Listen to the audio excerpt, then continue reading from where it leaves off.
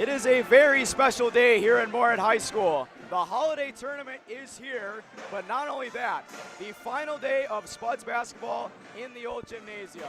Luckily, it is a doubleheader, so lots of action for one last ride here at the original Moorhead High School. And good evening, everyone, alongside Riley. Let's talk about the Spuds. They got up to a slow start last year. They started out 1-6, but now something's different about them.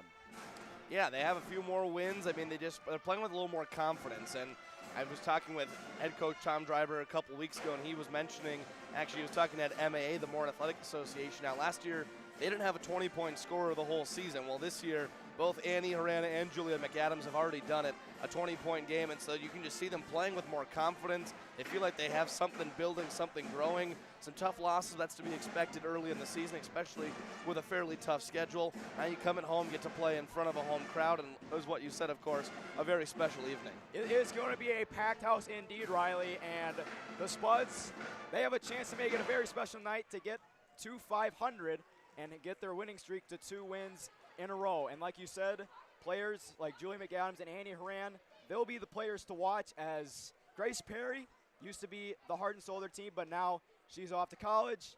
They're on this Spuds team that'll carry the torch. Player, I know you asked me for one. As like you said, they're losing a lot in what Grace Perry did, and of course just other players on that team. So coming into this year, a younger team, like, you're not going to win games.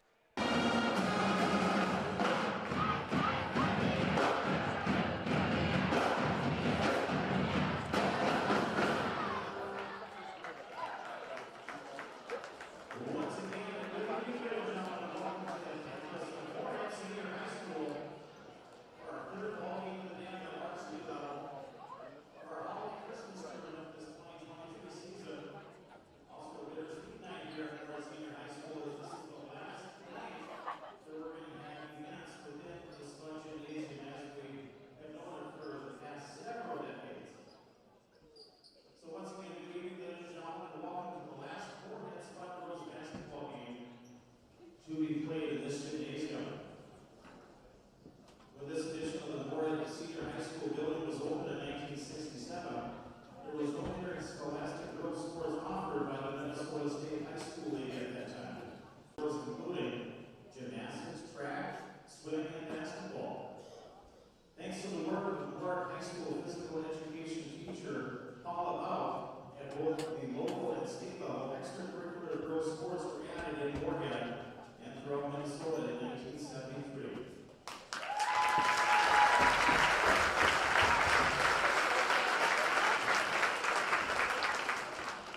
Ladies and gentlemen, we ask that you direct your attention to center court here at the Spuds Gymnasium, as we are honored this evening to have Paula Bob's sons with us to receive tonight's game ball.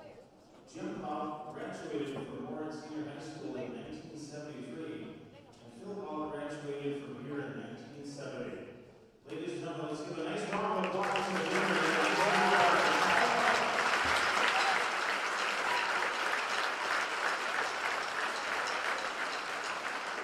Ladies and gentlemen, this evening we'd also like to recognize the 50th anniversary of Title IX that allowed girls to compete in higher education. We are honored to have several members of girls athletics at Moorhead High School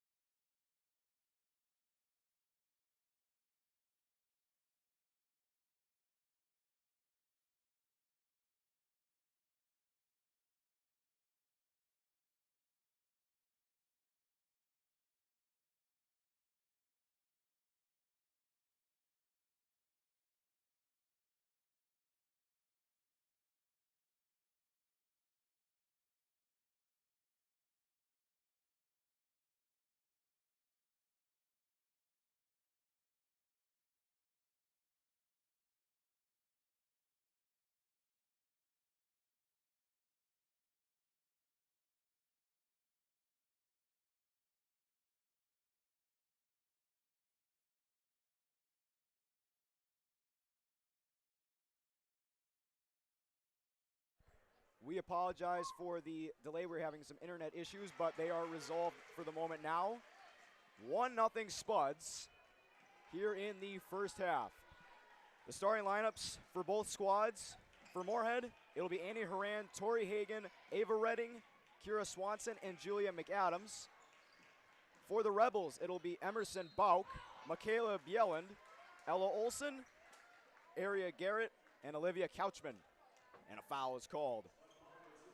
And I tell you what, Thomas, the first thing I noticed tonight, really, really good crowd on hand, as you would expect for both games this evening, with it being the last games. Just a really fun environment so far inside the old gymnasium here. Absolutely. First free throw is good for Couchman. Ties the game at 1.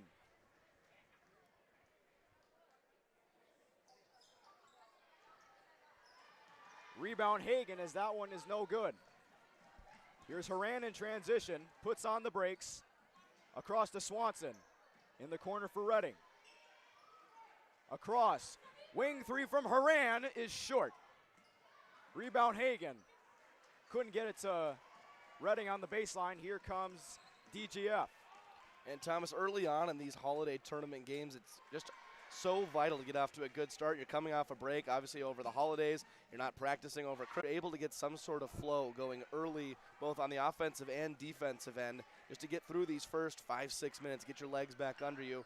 I've played in a few of these holiday tournaments, and you can always feel it the first couple of minutes in. You're not playing at the same speed you might have been before the break. And you were a pretty good player, weren't you? Well, I tried. I tried. I wasn't the best, but I did what I could out there. I'll say that. Got to do what you got to do, and so are the Spuds so far, as their defense has looked pretty sharp in these first few minutes. Inbound to Couchman in the corner, guarded by Redding. Couchman dumps it off, and it's stolen away by Horan. Spuds in transition, swatted away and out of bounds. And the Spuds on the defensive end have done a really nice job early on of just getting their hands in passing lanes. Already seen a few tip passes early on in this game, and it's going to lead to easy transition buckets. That time, the Rebels able to get back on defense, but you can see the development of that transition game off of some turnovers. McAdams, little floater is off the back iron and no good. Rebound Garrett. Here comes Couchman, directing traffic, trying to chisel away inside. Instead gets it to Bauk. Back to Couchman, guarded by Redding. Passes offline, intended for Bieland, and it'll be Spuds' ball. And getting ready to check in is Charlie Zimmerman, along with Avery Marquard, 5'8" freshman. And a lot of these Spuds fans are really looking forward to see what Marquard can do. She played a couple games last season, as that pass is out of bounds, intended for Zimmerman. It'll go the other way. Well, and you can see what I'm talking about, Thomas. Both teams, a couple early turnovers, just not quite in that flow like you'd expect them to be. And you got to think mostly due to just taking those few days off over the Christmas break. Here's a three, and it's good. Right on cue. It's just all about getting back into the swing of things, and DGF has their first lead of the night. Here's a jumper from the free throw line. Swanson drills it, and it's 5-4. A good answer from the Spuds. The Spuds have been able to get into the lane pretty consistently on offense. It's about playing off of 2 feet under control when they get in there, and a nice shot that time by Swanson. Here's the drive to the cup, no good. Putback won't go, out of bounds. And off of DGF. Redding was in the vicinity, but she got the benefit of the doubt, and Marquard will take it up. Almost stolen away by Couchman. Marquard, a nice dish inside to McAdams. And almost stolen away there by Bieland. Good defense from her, as she almost intercepted the pass from McAdams. The biggest thing I'm noticing right now on the defensive end for the Rebels is they're chasing after every pass, it seems, getting their hands in lanes, but sometimes maybe so much so that they're out of position at times. We'll see if the Spuds are able to take advantage of that and put them in some favorable situations. And they almost got one there as Swanson loses the ball. fight for it, and a jump ball. You can hear head coach Tom Dryberg pleading to his team, get on the floor. Every possession in these games can just be so critical, and it's just about a team maturing over the course of a season. You'll notice that if you treat every possession like it's the last, they just become, they're so valuable. And if you're able just to steal a couple like they did right there. Here's a three from Zimmerman. It's no good. Rebound. Shot is no good. Stripped away there by Garrett. You got to love that attempt, though, from Marquardt for the assist. That was a fantastic look. Just couldn't get it to go down, but they'll live with that shot just about every day of the week. And especially if they can get their defense going, like right there. Rebound, Redding. Redding over to Marquardt. Here's McAdams. McAdams inside, and she finishes. And you can see DGF trying to double on the post touch. It's pretty clear what they're going to do. They're going to try and force it out of McAdams' hands, but that time she just goes too quickly to the hoop, and the Rebels unable to get anything. McAdams just such a strong player in the paint, and also a really good defender. She almost got a steal there, and a foul is called.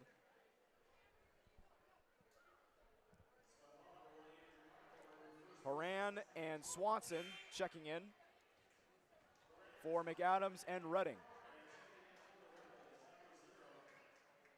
And Area Garrett will take a seat.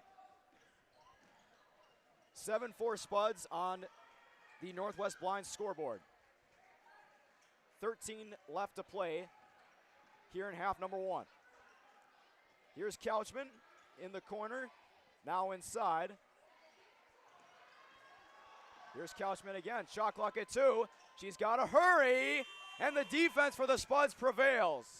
And here comes Swanson on the fast break. Horan, wide open three. Almost batted back to Horan by Sydney Zimmerman. But instead, DGF's going to get the bucket. Good transition basket by the Rebels, and it's 7-6. Yeah, just too easy that time. The Spuds defense unable to form a wall around that paint. And an easy bucket for DGF. Horan, Zimmerman three. And that is going to be considered out of play. And hit the wire up above. And Thomas, I hope in the new gym, I don't know, I understand that the wire has to be there, but it feels like from all the gyms I've played in this gym right here, it hits that wire more than anywhere else you'll find. So I'm hoping the new hoops, they did something to account for that wire, maybe to pin it back a little bit, because you'll see that multiple times in a game. Definitely a tedious aspect of this gym, but a historic gym to say the least, as Marquardt runs with it in transition. Here's Charlie Zimmerman driving inside, off the glass, won't go. Stripped away by Horan. Gets it over to Swanson. She'll try three from the wing, no good. Zimmerman another rebound, and she's fouled, going for it. And the Spuds just tenacious. Think it's somebody out. You're going to around that three-point arc. And they definitely have the height inside to compensate. Swanson a three and a travel. But you'll see this defense that Tom Dryberg has right now. You got the three-quarter court pressure, so they're not necessarily all the way up full court going for the steal. They're really just trying to slow the advance here, Thomas. It's kind of a 1-2-2 look, and they're just getting hands-on passes like you see right there. Garrett caught in a straitjacket. Here's Horan in transition on the steal, and she finishes. Just swarming the Rebels so far, the Spuds. And here they are with the three-quarters pressure again. McAdams. What they need is cutters.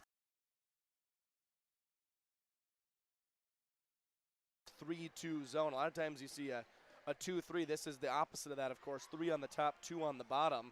It's just a different look. You don't see off. DeVries over to Bauk, and zone is because you're not matched up with any. That's something to monitor throughout the night, because if you're going to stay in that zone, it's work defensively, but you got to finish possessions with the rebound. That's where DGF, I think, can really make some dough in this zone look. Double team in the corner.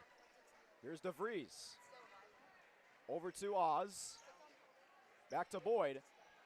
Good defense by Horan. Swanson was in the vicinity as well, but it's stolen back by DGF. Emerson Bauk will control, dishes it out to DeVries. This is a good looking three, too strong. Zimmerman went up for the rebound, she falls down. Spuds in transition. Ahead to Swanson inside, the assist from Horan. Nice look from Annie Horan all the way from half court, tossing it down. Good defense leads to better offense. And if the Spuds want to keep that transition game going, but let me talk a little bit more about the zone right now, Thomas. What they need to do for DGF's standpoint is attack it from the inside out. They have someone right in the middle. They're going to want someone at that high post area. Feed that area right in the middle. You can kind of see there's right by where the Spuds is in the free throw line. Then to have someone going corner to corner on the baseline, and then that's when you can kick out, and the threes are going to be in rhythm. They're going to be within the offense. Right now it's just a few passes around the outside and then a tough contested three-pointer. A good chance here, driving through the lane, but no good. Good defense there by the Spuds. Here's Redding. Out to Charlie Zimmerman. Swanson inside. The assist from Zimmerman, and it's 13-6. Timeout called. Jason Sunday.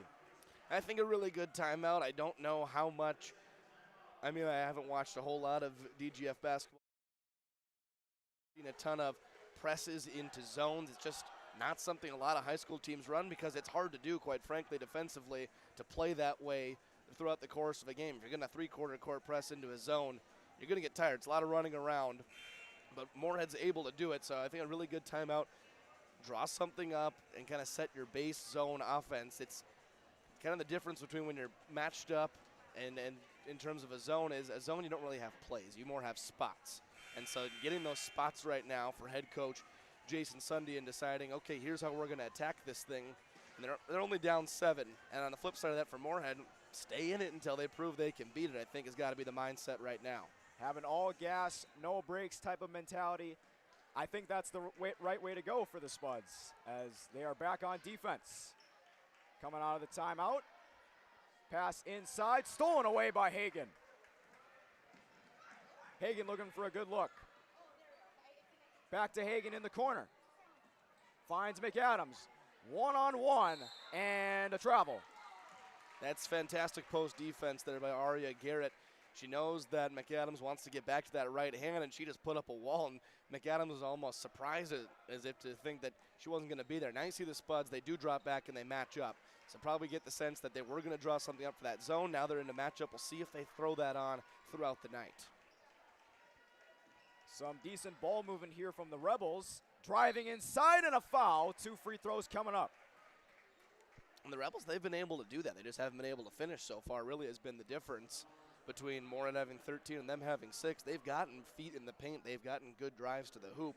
They just haven't finished. Now a chance to go to the free throw line and get a couple of freebies. Olivia Couchman at the line. She shot a couple free throws to start the game, and she hits that one there. Leads cut to 6. And we'll see what DGF draws up here, but with how they were able to get McAdams caught off guard, they probably gonna have the same mindset the rest of the game. I think that's what they got to do is try and deny that left shoulder right hand. You already saw McAdams have a nice drop step to get to that spot. Nice driving finish there from Charlie Zimmerman. And those lanes are going to be open if they're going to clamp down on the post so hard. You're going to have driving lanes open. Nice job by Zimmerman taking advantage. From Aria Garrett. And I really like what she's brought to the table so far. It's been good defense on this end. On the offensive end, she hasn't been necessarily scoring in the post, but it's a lot of offensive rebounds, helping her teammates. She's putting together a nice game so far. Good look from Zimmerman, and it is off the backboard and no good. Taken away there by Couchman. Couchman will direct traffic over to DeVries. DeVries driving, and she's going to be fouled. You drive into the middle of the floor, and typically that's what you're going to want to take away from an offense. Use that baseline as a second defender. You give up the middle, and sure, all your help is there, but there's just so many more options towards the middle of the floor, and that's what the Rebels are doing right now and having a lot of success. And like you said before, the Rebels have had opportunities to make shots. They just haven't gotten the luck they needed. But right now, they're starting to put together something. And that zone was giving them troubles, there's no doubt about it. Moorhead switched back into a matchup, and now it seems like man-to-man defense. DGF just feels a heck of a lot more comfortable. So we'll see how head coach Tom Dryberg manages that throughout the night. I don't think you can three-quarter court press. Another turnover there from the Spuds, just sloppy with the ball. I don't think you can three-quarter court press the whole game. It's just a lot to ask of a team. But throughout the night, I'm guessing he's going to toss that on at certain times whenever he feels like his team needs maybe a defensive spark. And they might need one here as DGF is only down 3 on the Northwest Blinds scoreboard. Good people out here at Northwest Blinds. Oh, yes, absolutely. Here's Couchman. Thought about a 3. Instead, feeds it to Garrett inside. Strong finish, and it's a 1-point game. Once again, Arya Garrett carving out space. That time, just a straight drop step, a really nice move, able to get it to finish. She's making everything look easy so far on both sides of the ball. Here's Marquardt. Cutting through the lane, gets it to Redding. Redding off the glass. No. Rebound Garrett. Couchman. Back to her. Wide open 3. No good. Garrett on the putback. She's doing everything for the Rebels, and DGF has their first lead of the game. Well, that just really wasn't fair. It was Avery Marquardt down there trying to rebound a 5'8" freshman going up against a post player at 6'1". I think Garrett's going to win that matchup 9 times out of 10. That is definitely a guarantee. Fight for the ball, and it'll go the other way. And they're going to get Redding on a shove, but you can see this Rebels offense just looks so much more fluid after that timeout. I think they were drawing something up for the zone. Now you'll see Tom Dryberg take a timeout. I think what he wants from his team is just not to be so sloppy with the ball. When they have been under control on the offensive end, they've gotten good looks. They've gotten into the lane, kick out three-pointers, and then they go through these 2-minute spells where it just seems like they don't know where they exactly want to go, and it results in a turnover, maybe a bad shot, which is leading to good looks on the other end for DGF. We will take a quick break here on Spuds TV as Tom Dryberg looks to talk it over with his girls.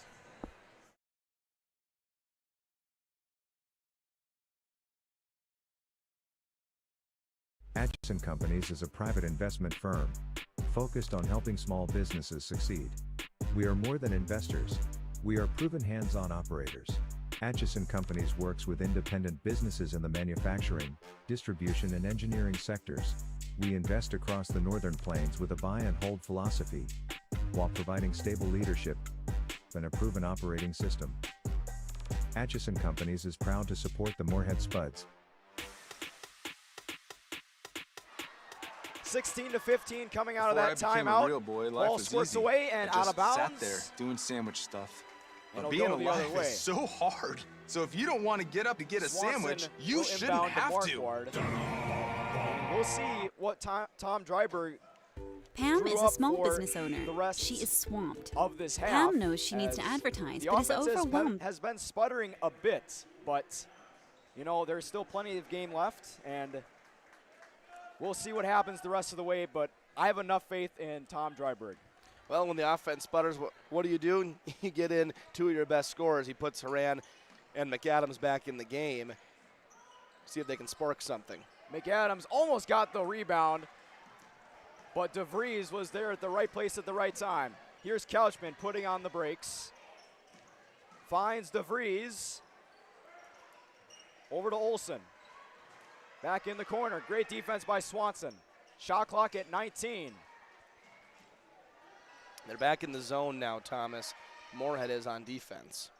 And it worked to perfection there as Hagen's there for the rebound.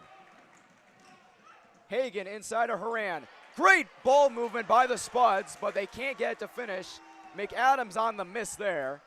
And that was perfect passing. And an even more perfect defensive play by Marquardt. Intercepted by Hagen. Pass to Marquardt. She drives and finishes. Going to work here late in the first half. And you can just see how this zone is not only leading to good defense, but it's leading to easy buckets in transition. They just look so much more active. You see another steal right there.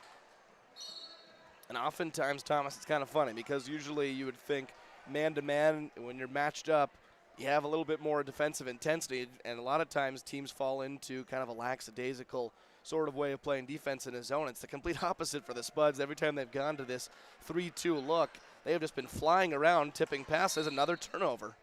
And a foul, a shove, is going to be called. It'll go the other way. As there's a fight for the ball. A lot of physicality in this game early on, and it's been really fun to watch. There has been, and that's kind of what you'd expect. You know, the big bad Moorhead Spuds, big school, DGF coming in, probably the biggest school you'd imagine they're going to play all season, so it's fun for them in a packed house. They're coming in trying to play spoiler.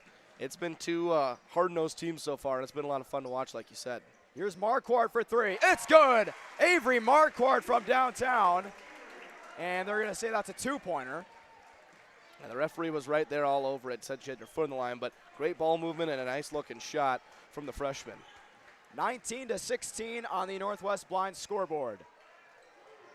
Over to Couchman, guarded by Hagan. Intercepted by Swanson. She was right there. Pass to Marquardt.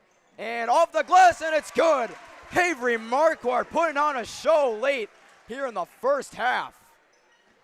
I tell you what, she might be small in stature, but she goes into that lane. There is absolutely no fear. Keeps her eyes on the rim, goes right through the chest of the defender. It's a really nice finish in transition. Eyes on the prize indeed. DGF looking to get it going. Good look there from Boyd, goes away. Here's Aria Garrett driving inside. She's been the X factor so far. There's no doubt about it. If they can get her touches in the middle of that zone, they're going to find a little more success. Horan with a nice pass to McAdams. She can't get the putback to fall. Two misses for McAdams. Here's Couchman. Wide open look. No good from Bjelland. And a jump ball. And again, of course, who's right in the mix of the jump ball? It's Aria Garrett. But that's what DGF needs to do. They need to expand. They're really clogged up, it feels like, at the top of the key. Kind of the four guards passing around. If they can go corner, extended lane line, then corner, and really stretch that zone, make them run instead of shuffle, that's when they're going to get those open threes. And they're starting to get more of them as the game has progressed, but still, Moorhead playing tenacious defense. Here comes Bjelland in transition. Swanson almost got the block. It'll stay with DGF.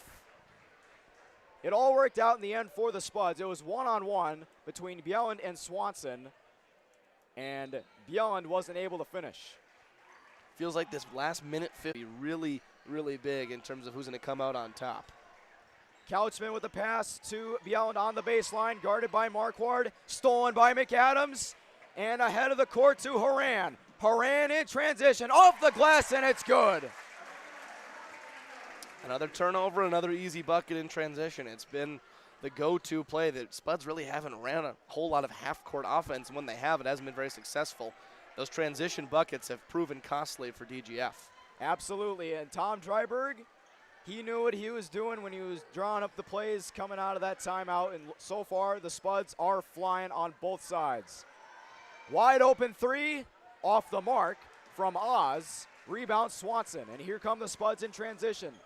Swanson over to Hagan. She'll try a three. No good. Fight for it. Taken away by DGF. That was Bjelland on the rebound. Here's Couchman. Under a minute to play on the Northwest Blind scoreboard. Almost intercepted by McAdams. She was there for the deflection of the pass, and a foul is going to be called. Yeah, and good hustle from Marquardt. Just a little out of position. Got a foul. A couple of really big free throws here with the 1-and-1 coming for DGF. You kind of work the whole half, it feels like, to get into the 1-and-1 situation at the end. And then it's if you're able to capitalize and knock them down in a possession that didn't have a whole lot going, if they can get 2 points here, definitely be a win. Some subs come in for both teams. For the Spuds, it'll be Sydney Zimmerman and Charlie Zimmerman as Couchman hits the first free throw. 23-19, 51 seconds left in the first half. Off the back iron and no good. Here's Hagan.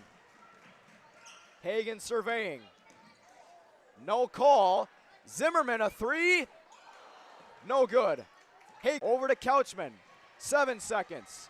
Good defense on the baseline. Fromke with 1 second. At the buzzer. No good in the corner. And that'll do it for half number one. Some exciting action so far, Riley, through one half here tonight. Well, I think the story so far has been the zone for Moorhead on defense, being able to push out in transition. On the flip side of that, DGF, they've gotten the ball down low, they've gotten it in the post. They haven't made a whole lot of shots from outside, but they're hanging in there just because their ability to get downhill and finish at the rim. Should be a really exciting second half coming up, to be honest. And like you said, it's been a physical game, but the referees are letting them play. Personally, I appreciate that, especially in what is sort of a rivalry matchup. These two towns so close together. It's been a fun half of basketball. I'm excited for half number two. And I know how much you like watching basketball, and this is definitely a huge treat for you. And not only that, but we have boys basketball coming up after this game. It'll just be a great day for you, and tomorrow as well. Oh, absolutely. It's just so fun to be back in town, be in the gym. Of course, having played here, we had our Moorhead basketball alumni game this morning. I was able to get out on the floor and play a little bit. Very out of shape, but that's neither here nor there. But no, like you said, it's a fantastic evening. We're one half down of 3 more to go. The second half of the girls' game, like you said, the boys' game coming up. It's always fun this time of year to be in the gym, watching basketball, playing basketball, whatever it may be. And it's even better if the Spuds are able to close out the gym with possibly a couple of wins. Absolutely, you're right on, Riley. And I bet you have that shooter down, like that jumper. Well, it wasn't on point today. It was a little better a few years ago when I still played every day. But no, it was a fun day to get back together with some alumni and get back in the gym. Absolutely. We will be back here on Spuds TV after halftime. 26-19, the Spuds lead.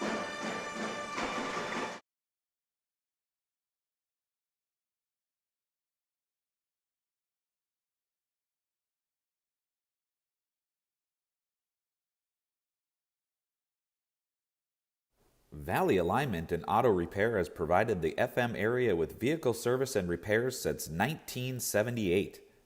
They perform your vehicle service needs from oil changes and brakes to transmission and engine rebuilds. Valley Alignment and Auto Repair is a proud sponsor of Spuds Athletics and wish all the athletes and families a great 2022-23 school year and sports season. Don't work out where you won't work out. Blueprint Personal Training. At Blueprint, you'll work directly with an experienced personal trainer and nutrition coach in our brand new private gym. Tell us about your fitness goals, and we'll provide the personalized workouts and motivation to get the results you want to see. Training, nutrition, accountability. Blueprint Personal Training. BlueprintFargo.com.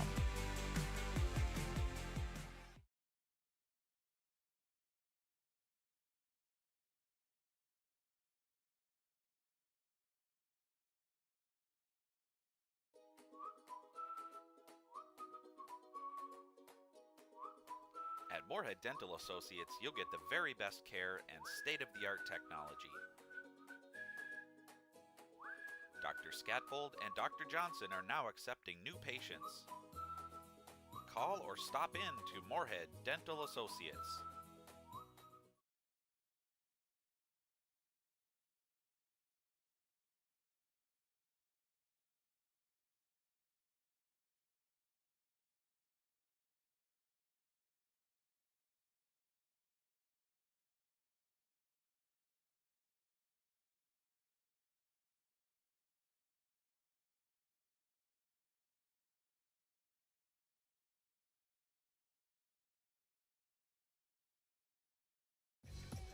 We are The Breakdown.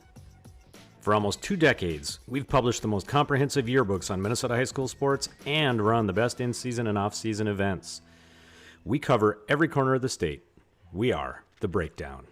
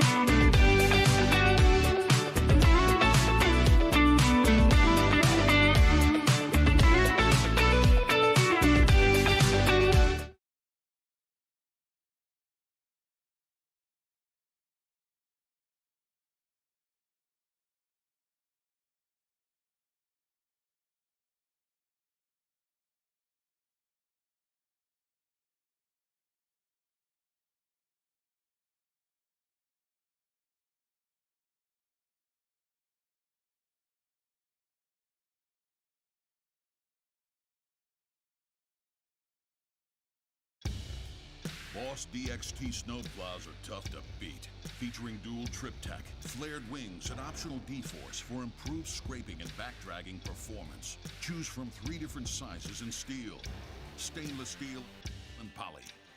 The Boss DXT is built to restore order. Your home for Boss snowplows is Bert's Truck Equipment on Highway 75 North in Moorhead.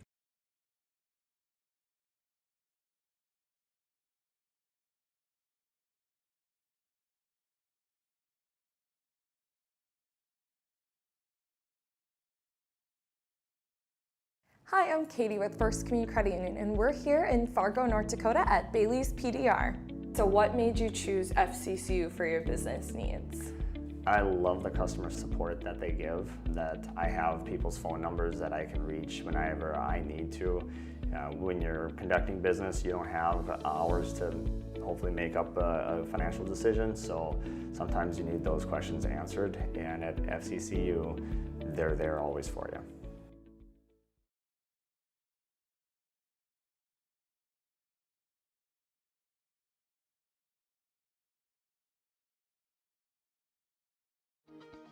To show up to work every day, it's not a job. It's not just a paycheck. It ultimately is a way of life. And to add that extra smile in someone's day is what gets me to work every day. And in return, to just receive those smiles and those thank yous or those squeezes of your hand is so meaningful. And it really brings me back every day.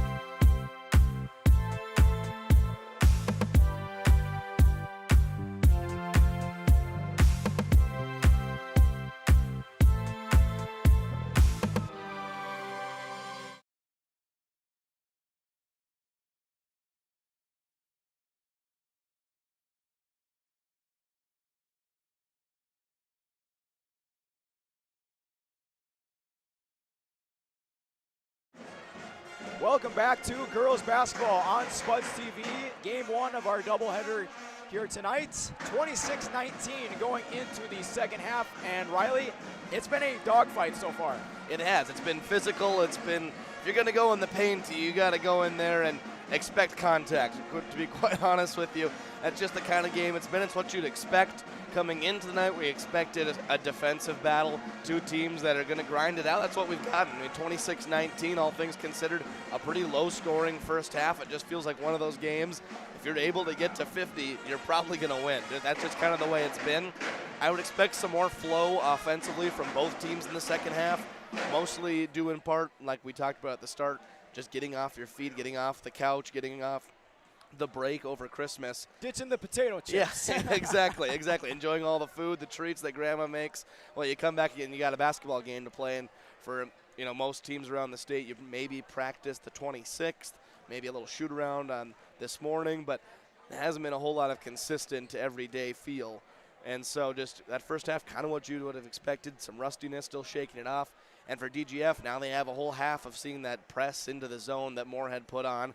That was a fantastic job from Tom Dryberg drawing that up, and fantastic execution from the girls to execute that, because that's, the coach can only do so much. He can't play. So Tom Dryberg, though, would make a great piece in the middle of that zone with his length, but he's not able to get out there, and so he drew it up. The girls did a great job in that zone. I would expect DGF now to be a little more comfortable with that. We'll see if Moorhead decides to match up, go with that zone. Either way, I don't think it really matters. I think the point remains the same of what the Rebels need to do. It's get to the rim and, of course, finish. They got to the rim a lot. They didn't finish a lot. That's kind of the difference in what you see in the 7-point game. The Spuds have been able to finish around the rim, and the Rebels have not. But it should be a really exciting second half of basketball. You can see the crowd is even filling in even more, kind of what you'd expected, kind of where the two games are going to cross over here between boys and girls. And just been a fantastic night of basketball, and I expect to continue. Absolutely. And if Dryburgh were out there, the Spuds would probably be undefeated. I would just say that. I would think so. I would think so. I don't know his exact height, but he is a tall man. He is indeed, but even better of a coach, I would say, as he is bringing back the aggressive defense. And Couchman was almost caught in a straitjacket there. Almost stolen away by Swanson. Here's Bauk. Some good ball movement here from the Rebels. Blocked by McAdams. She was right there to greet her. Pass up to Haran. And a blocking foul is going to be called against DGF. Yeah, that's the right call. Tried to get in position. That's Emerson Bauk, who was getting back on defense. Just didn't quite get set. But you mentioned the great defense on the other end for Moorhead and McAdams. She just went straight up, and that's something that's so hard for young players to understand sometimes. They try to block every shot. You're going to get more blocks if you just go straight up and play good, solid defense, and that's what she did. Haran hits the first free throw. Makes it 27-19. First points of the second half. And Haran hit a couple of great shots, including a wide open three, and I think I expect her to get a lot more points in this second half. Well, yeah, she's what makes the offense go for the most part. Like you said, her ability to shoot, she drives the ball in hard. She really does just a lot of things that are hard to defend on that end of the floor. DGF trying to get back and rolling on offense. Pass over to Couchman on the wing. Inside to Olsen. Back out near the corner. Over to Garrett. McAdams on her. This time McAdams wins the battle. It has been back and forth between those two. McAdams got the better of it. Hagan inside to McAdams. Back to Hagan. Over to Haran. Thought about a deep three. Gathers the ball. Drives. Carving through the lanes. Inside to McAdams. Wide open is Hagan. She tries a three. Off the back iron. Rebound Garrett. That's still a good possession, though, for Moorhead. They've worked the ball on multiple sides. Got a kick-out three-pointer. I'm really impressed with McAdams' ability to pass out of the post. And she almost caught a double team there. So smart play by her. And caught in the corner was Couchman. It'll stay with DGF. Once again, great defense by Hagan. I believe Haran was in there as well. Pass out to Couchman. Looking for options, finds one. That is Bauk. Back to Couchman. Shot clock at 8. Couchman patiently driving her way through the lane, but she can't get the floater to fall. Rebound Haran. Haran over to Redding. Over to Hagan. Inside to McAdams. One-on-one with Garrett, and she's fouled. And as a post player, so many times you do so much of your work before you even get the ball. McAdams that time carved out a space. It's almost, I don't have the numbers on it, wish I did. The amount of times you score when you catch it either on or inside the block with a foot in the paint, opposed to when you catch it outside the paint by a couple of feet. There's just so much more work to do as you see the free throw go down for McAdams, but for both post players, that's really been the difference. You can see easy buckets when they catch down low in a good position. When they've been pushed out, they've had to make a post move, and the defense has been solid. So you got to do so much work before you even catch the ball on both sides, whether you're offense or defense. McAdams hits both. And she is a notorious free throw shooter. She put up good numbers last year from the line. She gets some arc on that sucker, I'll tell you what. It's a good thing. Absolutely. Good thing the ceilings aren't any lower. I like it, though. I like it. I mean, she almost hit one of the wires. It went so high. 30-19 Spuds as they're up 11. Here's a three from Couchman. No. Rebound Haran. Strong board there. Pass over to Swanson. Redding almost got in the way. Horan looking to direct traffic. Good ball movement here. Here's McAdams carving her way inside, and she can't finish it off the glass. That move is going to be there, though. You can tell they've scouted her to go up with the right hand. If she's able to shot fake with the right and go back to the left, just a matter of finishing that at that point. But I like the idea and the thought process. McAdams, a very aggressive player in the paint, but she couldn't get it to fall. Good effort, though, as you said. Here's Couchman driving inside. Blocked by the Spuds once again. Here's Horan in transition, off the glass and good. Keeping it simple as Annie Horan, and the Spuds have their biggest lead of the night. Tell you what, Thomas, the off the glass straight on is a lost art. And no one tries it anymore. Everyone tries to just go for that little floater. I appreciate that from Annie Horan, just using the backboard. Much easier to go down. And some more zone defense by the Spuds, works to perfection. Spuds slow it down. Swanson will finish. And a timeout is going to be called by DGF. A 15-point cushion for the Spuds. And Tom Dryberg has to be so happy with what his team has accomplished so far. Absolutely. I mean, DGF hasn't scored here in the second half. I mean, they were at 19 at the break. You look up there, that's where they still are at. And it's been that zone defense just like they had in the first half. And it's just given DGF a lot of trouble. They've gotten some good looks. But I think what I would have to guess Jason Sunday's telling his team right now, they need to move on offense. It's really just, then that's so common in zone offense, especially at the high school and lower levels. Everyone just thinks, oh, I'm open right now. Well, that's because you are. It's a zone. When you get the ball, everyone converges on you. So it just ends up being a lot of standing around. I think that's what the DGF offense, and that's what head coach Jason Sunday is saying right now, is just a little bit more movement. Feel free to cut through the zone. Everyone thinks you just have to stand where you are and have your spot. Well, that may be true. You have spots. But getting cutters through the zone, able to get the ball inside the zone and play inside out, that's where you're going to find success. And the Rebels at this point just need to find good looks, and they just haven't been able to because of the zone that Moorhead is playing, and just playing so well. Well, and there's no 15-point shot, so it's going to be, you're going to have to chip away at this deficit. Not exactly what they had envisioned, I don't think. I wouldn't imagine coming out of halftime, but now you got to play with the chips that you're dealt.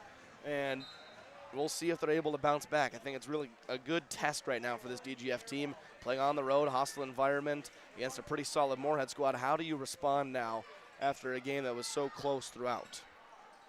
34-19. We'll see if DGF can get on the board in this second half. Here's Couchman, guarded by Marquardt. Here's DeVries, guarded well by Charlie Zimmerman. Back to DeVries. Here's Garrett, one-on-one with Horan, blocked by Horan. And she takes it in transition.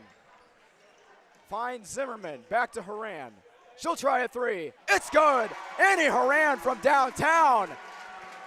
Gets the block on one end and says, you know what, let me get a three-pointer on the other. Annie Horan just taking matters into her own hands right now. That's some impressive stuff.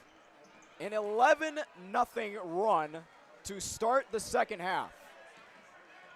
Here's DeVries. Good pass inside to Garrett. And blocked again by Horan. She is doing everything defensively so far. Here's Redding. Slows it down.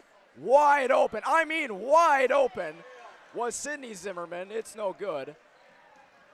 Maybe a little too open. that can happen sometimes. Catch the ball, look down, and don't ever expect to be that open. It has happened to a lot of players throughout the years, whether that's in professional basketball or in high school. But the Spuds, they're up 18, so it won't do much as of right now. Good job driving inside by Couchman. McAdams was right there. Or excuse me, that was Redding. 37-21. And Garrett gets the rebound. Pass up ahead to DeVries. Couchman with a good fake, carving her way inside. Gets the bucket and the foul. It's pretty much a carbon copy, same move. She jabs right, goes down that left lane line, able to finish with the left hand. That time gets the harm and the hoop, and just a really nice job. And you can't stress enough how badly the Rebels needed those 2 buckets from Couchman, able to go down the lane, and this time now possibly convert on a 3-point play. Couchman's been very good offensively throughout this game. She's been very good at drawing contact and going to the free throw line. She can't hit that one there. Saved by McAdams, who has checked out for Haran. Marquardt slicing her way inside, and she hits the wall. 16-point lead again. Fight for it. Near half court and a jump ball. Talk about a crossover from Marquardt. She had that ball in her right hand. It was a sharp move to her left. Had the defender almost on skates, and just a really nice finish at the rim. You can see why the freshman is up playing varsity. That's an impressive move.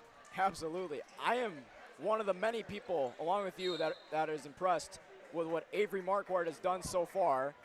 And a foul will be called against DGF. Marquardt to inbound. 11:48 left on the Northwest Blind scoreboard.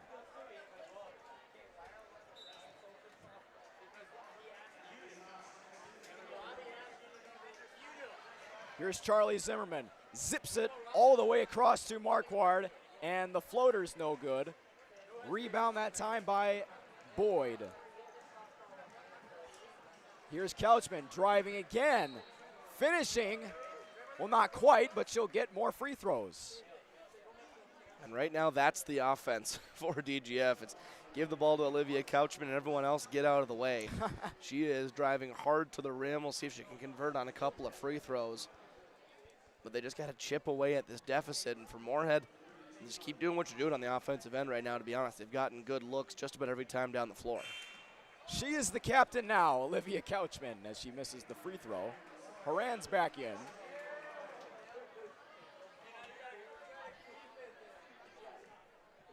The crowd just keeps getting bigger here in the old gym. 39-24 as that free throw falls. And the old gym keeps getting warmer. The AC system in here has never been one of its strong suits, I'll tell you that much. But one strong suit I can guarantee is Redding's ability to drive inside and get the deuce, as she did right there, and the lead's back to 17. Here's Couchman, good feed inside to Lola Garrett. Lead's cut to 15. 41-26. Redding across to Zimmerman. Here's Haran. Haran surveying, dishes it out to Zimmerman. Here's McAdams, back to Haran. Shot clock at 14. Haran looking for options, finds Redding. Redding across to Swanson. Swanson driving baseline. That one's no good. Rebound, Couchman. And DGF starting to get back on their feet a little defensively as Couchman couldn't finish. Great effort nonetheless. Football pass to Swanson and out of bounds. Swanson didn't see the pass coming. And a sloppy turnover there from the Spuds. Not a bad idea, just a really tough pass to make, but for Couchman, have to imagine she's left-handed. I say that just based off purely watching her go to the hoop. She's just unable to finish with the right hand, but once again, getting downhill. Now you see Moorhead dropping back into that zone defense. It's going to be a little tougher for Couchman to get downhill through that zone. One-on-one, Lola Garrett. Almost a nifty reverse. The putback from Boyd is no good, but a foul.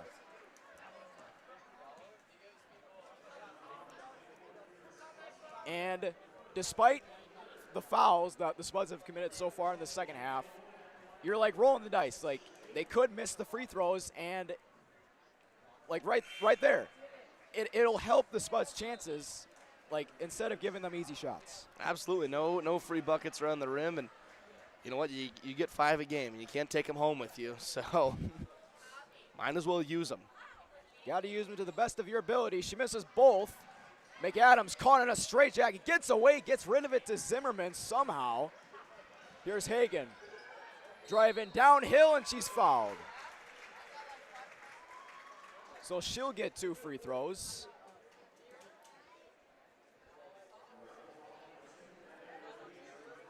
Greta DeVries will be called for the shooting foul. And it felt to me, Thomas, I don't think either team shot hardly any free throws in the first half. Now it seems like darn near every possession somebody's shooting free throws. The refs are definitely letting them play, but at the same time, like, they're playing aggressive enough where they're not going to get calls. Correct. And Hagan hits that one. And a timeout called by Tom Dryberg. His team up 16. The offense is rolling, as well as the defense. They are. They've looked really, really sharp in this second half. I think right now, it's just a reminder, although they're up by 16, they still got to play hard. But you're right. They've looked fantastic this second half, and I think the timeout's just, like I said, just a reiteration of it. We have the lead. Now let's really put our foot down and step on the gas. 42-26 Spuds when we return here on Spuds TV.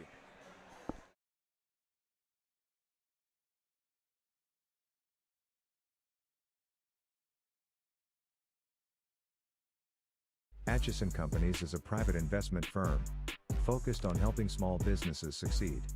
We are more than investors. We are proven hands-on operators. Atchison Companies works with independent businesses in the manufacturing, distribution and engineering sectors. We invest across the Northern Plains with a buy and hold philosophy, while providing stable leadership and a proven operating system. Atchison Companies is proud to support the Moorhead Spuds.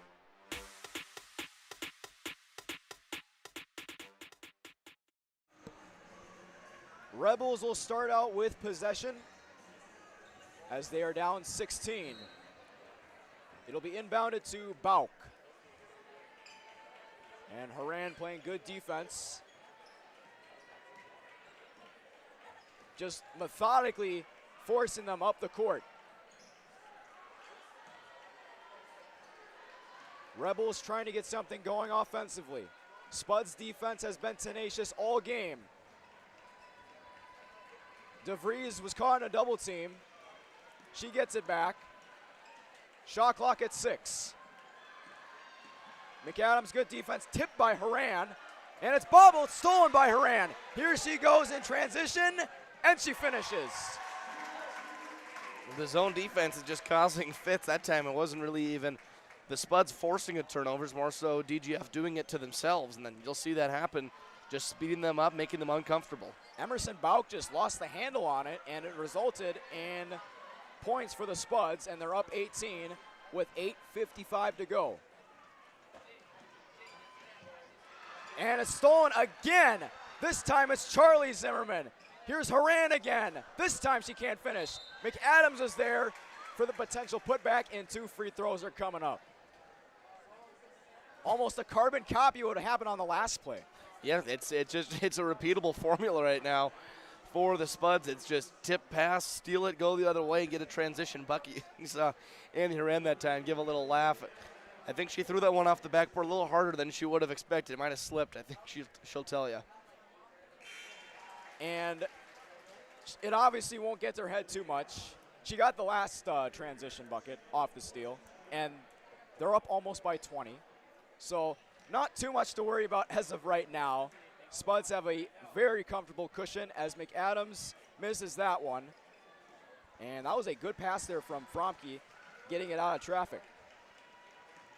Here's DeVries. Over to Fromke. Top of the key, DeVries. And another steal for the Spuds and Annie Haran. Patient ball movement from the Spuds as Tori Hagan hits the 3. Swanson thought about it, but she has a selfless mindset, and you saw it right there. Some people call it the extra pass. I like to call it the right pass because that time it was an extra pass, gets it to the corner. You turn a good shot into a great shot, and Hagan able to convert. Here's a 3 in the corner for Couchman. It rattles in and out of bounds off of Moorhead. And if you're the Rebels right now, you're down by 22, obviously. Probably not a comeback in store, especially just the way the offense has been slow, methodically moving.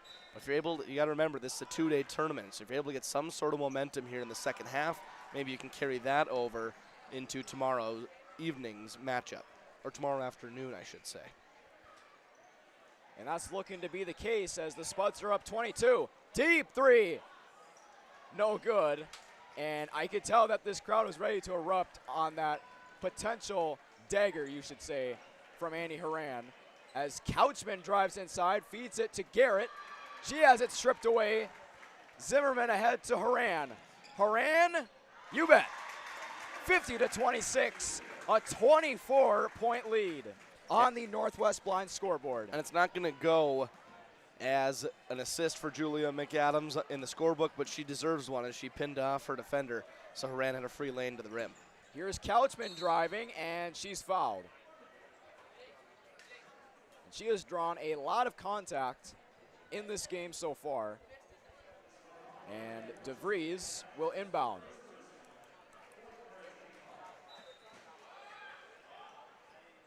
And we'll see if Dryburgh still wants his team to be aggressive defensively with the zone. And it looks to be that is the case. A wide open look for DeVries is offline and no good. Here comes Horan. 6:48 to play here in regulation. And a good move from Horan. Wide open jumper off the back iron. Batted out of bounds, and it'll go the other way. It sounds odd to say because it was a wide open shot, but that's probably not a shot that Annie Horan takes a lot of, to be quite frank. Just because it seems like today's day and age in basketball, it's either layups or three-pointers, and that mid-range has kind of lost its glamour a little bit. But a good shot. I'm not saying it was a bad shot. I'm just saying she'd probably tell you she should make that, but it's probably not one she's used to really taking that much. She's a sharpshooter regardless, and so are the Spuds just overall today, as they have a 24-point lead here in the second half. And Riley, what is your favorite part about this game so far? Like, whether it's like the schemes, like, what do you think? I would just say the defensive prowess of the Spuds, whether they've been in a matchup man-to-man or playing that zone. It's really been zone for most of the night, and I think they've found something they can build off of, really. I mean, for some teams, it's just you got to work with the personnel you've got. It seems like this team, the zone, they fly around, they make plays. That might be the way that Coach Dryburgh wants to go. I think they really found something tonight with that 3-2 zone. It's just not something that teams see very often. And so if you're able to come out, and I like how Coach Dryburgh hasn't put it on every single possession throughout the night. It's been here and there. He's been mixing in still matchup, man-to-man, going back through the zone. And it's just, as a team, you can never really know what's coming. It just makes it so hard to play offense and get into a rhythm. And this is the same Spuds team that was 7-19 last year. So a monumental jump, you could say, for this team and Tom Dryburgh, as he has really sculpted together a very, very good team with like a very good scheme. Absolutely. So Absolutely. Marquardt will inbound to Redding. She's caught in traffic, gets out. Here's Marquardt trying to split the lane. Unable to. Wide open look. Charlie Zimmerman, you got it. 53-28. As Charlie Zimmerman joins in on the fun. And that hit the wire. Couchman, another good job driving inside. Wide open, Charlie Zimmerman again. And she's starting to get the hot hand late in the second half. Here's DeVries. Spud still playing aggressive despite being up almost 30. Off the back iron. Rebound Zimmerman. Ahead to Redding. Able to keep her balance somehow. Gets rid of it to Swanson.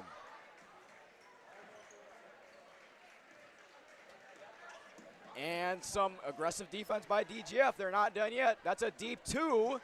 Marquardt right there for the putback. That's no good. Here's Redding. And that will be out of bounds.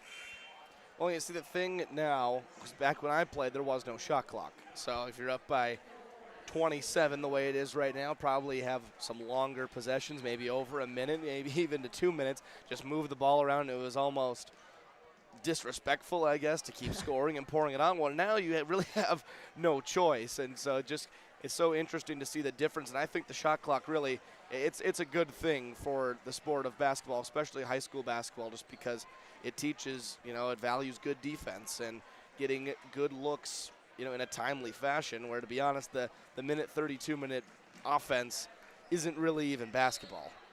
So that's just the thing I've noticed the biggest here now with this lead stretched out by the Spuds is that you still have to play, and you're going to get better. Both teams are by just playing possession after possession. You only get so many games in a season. So no matter the score, you got to still play hard. And you could definitely say the Spuds are playing the hardest they've played in a while in front of a crowd like this. 27-point lead as Marquard will shoot 2 free throws.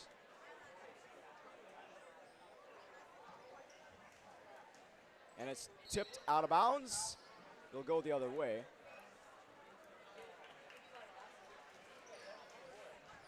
Rebels looking to get at least a little bit of morale. Spuds are playing with a no mercy mindset as Hagen's playing good defense there on DeVries. Here's Oz. Here's a 3, and it's good. Emerson Bauk from the wing, and it's 55-31. And at this point, like I said, the Rebels, they're just playing to get some momentum for tomorrow, have something you can take home tonight and feel good about. And these last 3:43, I think, are going to be really telling about what kind of team Jason Sunday has, because I understand it's been a tough night, especially the second half. Just offensively, it's been a struggle. But if you're able to get something going into tomorrow, and let's face it, Moorhead probably should win against DGF. I mean, it's a 4A school going up against a much smaller opponent. But I give credit to the Rebels. They put up a good fight tonight. And, it's not officially over, but I think we can kind of see where this one's headed. But they came out with a plan in the first half. They did a great job getting it down low. And Aria Garrett, she's going to be a force in the post throughout the season for these Rebels. But in the end, Moorhead was just too good and too big, too strong. But I think for DGF, you're going to look at the scoreboard and say, oh, they got blown out. That's probably a fair assessment, but I don't know if that's really telling of how they played tonight. Because Moorhead, they've gotten a lot better, the girls team has, especially defensively, because last year there was games where they were giving up almost like 70 a game against some teams, but now it's completely flipped upside down. And you got to give all the credit to Tom Dryberg and what he's been able to fix for this team. Well, and you talk to any coach, especially when they're taking over a program, and they'll tell you it starts on the defensive end. It truly does. I was a part of the program when Tyler Borman took over at Moorhead here. And then once again, when Matt Ellingson became the head coach, I was a senior in his first season. And it was pretty clear from both of those two gentlemen that we were going to start on the defensive end, and then we were going to build off there, because you're growing up, what does every kid want to do? They want to score. And that's fine and good, but it sounds dumb, but the coaches know what they're talking about. Oh, absolutely. And it's when you get consecutive stops in a row, the offense will come. You've seen it tonight with the Spuds, almost a bank-in three-pointer. You got to appreciate that. But the offense is going to be there, and you can get stops. You're going to get out in transition. It's when, if you're getting scored on in possession, you have to take the ball out. You're going to slow down your transition offense. It truly does start on the defensive end, and I like what Tom Dryberg is building here. And he's done a nice job of getting the girls to buy in on the defensive end, whether that be the zone, the matchup, what have you. That's where they're going to win games, I can promise you. Here's a 3 in the corner, and it's no good. Rebound, Hofer. Gracie Hofer was the one who almost hit that bank-in 3. 2:20 left on the Northwest Pines scoreboard, 56-31 Spuds. And a little miscommunication there, as Sydney Zimmerman couldn't get the pass to connect. And here's a 3 in the corner for Bjelland. Not a whole lot of outside shooting in the first half from the Rebels. They've turned it up a little bit here towards the end of the game, and really impressed with their ability to keep fighting, keep shooting. And I mean, they're by no means giving up. Neither team is. I think you got to appreciate it. Oh, absolutely. Here's Haley Dahl. Hagen hesitates and hits. That might be the dagger. Just a substitution timeout. Quick for Tom Dryberg. 59-34 Spuds.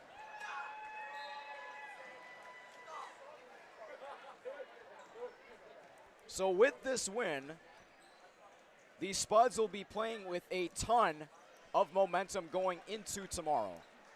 They will, and the fun thing about these tournaments is you get to play for a championship. And granted, you only won one game to get to the championship, but it's almost like a miniature section tournament watered down into 2 days because you're playing in that tournament atmosphere, and they might have been able to scout for DGF and get some stuff on them, watch some film, see what they do. Well, tomorrow's opponent, you're not going to really have that luxury because in less than 24 hours, they're going to be back on the floor. Well, it might be daunting and tiring. It's a whole lot of fun, too, because at that point, you just go out and play basketball. There's no scouting. There's no matchups, really. You know, that's kind of gets lost in high school basketball, I feel like, is there's a lot of downtime between games, and it's a lot of scouting, and it's a lot of watching film on other teams and trying to see what their actions are. Well, all the way up throughout youth basketball, you don't do that. You just play a ball, and that's what it's going to be tomorrow night, and I think it's going to be a lot of fun. Gotta love high school basketball, right, Riley? Absolutely. I remember playing this holiday tournament. I always enjoyed it just because of that nature. It's the best time of the year. There's no school, obviously, so you're just out there playing basketball. You just get to really embrace it for a couple of days, and especially playing here in Moorhead, it's always been fun hosting this holiday tournament. It's one of my favorite events of the season, at least it was when I was playing. Yeah, like a lot of memories, I bet, when you were on the team and playing in the winter tournament. And it must have felt good. It really must have. Oh, absolutely. I believe we won the tournament. Unfortunately, my senior year, it was COVID, so to my memory, I don't think we played a holiday tournament. But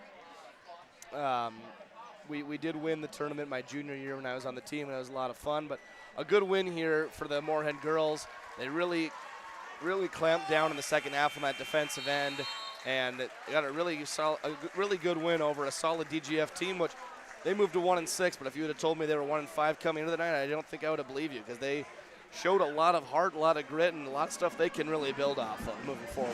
The Spuds are now 4-4. They are back to 500. And Riley, I agree. Even though the Rebels are 1-6, they put up a good fight, and they might be an underdog team in the AA playoffs if they do manage to make it. Yeah, but I mean, you look at this team, and I think they got a nice post presence. They got some players that can get the ball to the rim tonight. Finishing was an issue. I think the outside shooting probably could use some more development, but overall, they got some stuff to build on. On the Moorhead side of things, like I said, that zone defense, something you can really build off. They just seem to play with a different kind of energy. You got shooters, you got the post presence down low with McAdams. I was really impressed with what I saw, and I think they've got a lot of stuff going for them. The Spuds kick the teeth in on the Rebels here tonight. 62-36 the final.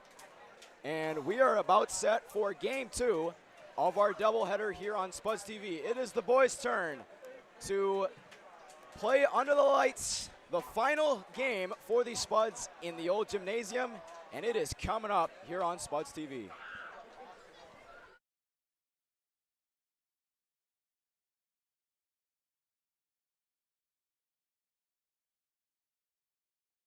Before I became a real boy, life was easy. I just sat there doing sandwich stuff. But being alive is so hard. So if you don't want to get up to get a sandwich, you shouldn't have to. Pam is a small business owner. She is swamped. Pam knows she needs to advertise, but is overwhelmed by all the options. What if there was a way for Pam to have access to a team of media experts? What if this was at no extra cost and didn't require a contract? Meet Avenue Right. Save time, money, and get peace of mind that your advertising dollars are well spent.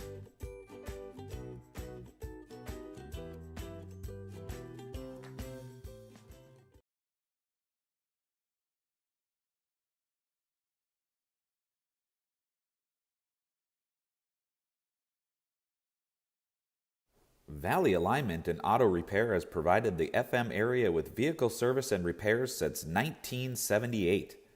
They perform your vehicle service needs from oil changes and brakes to transmission and engine rebuilds. Valley Alignment and Auto Repair is a proud sponsor of Spuds Athletics and wish all the athletes and families a great 2022-23 school year and sports season. Don't work out where you won't work out. Blueprint Personal Training. At Blueprint, you'll work directly with an experienced personal trainer and nutrition coach in our brand new private gym. Tell us about your fitness goals, and we'll provide the personalized workouts and motivation to get the results you want to see. Training, nutrition, accountability. Blueprint Personal Training. BlueprintFargo.com.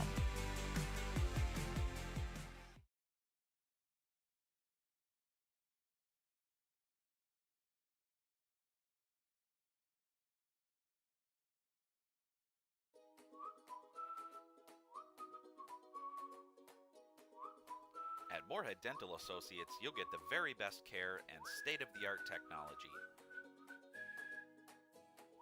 Dr. Scatfold and Dr. Johnson are now accepting new patients. Call or stop in to Moorhead Dental Associates.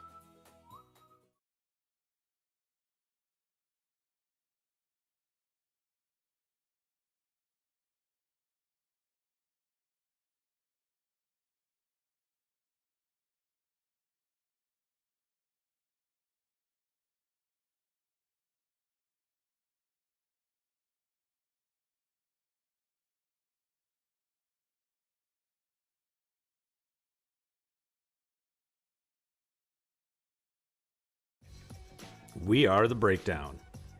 For almost 2 decades, we've published the most comprehensive yearbooks on Minnesota high school sports and run the best in-season and off-season events. We cover every corner of the state. We are The Breakdown.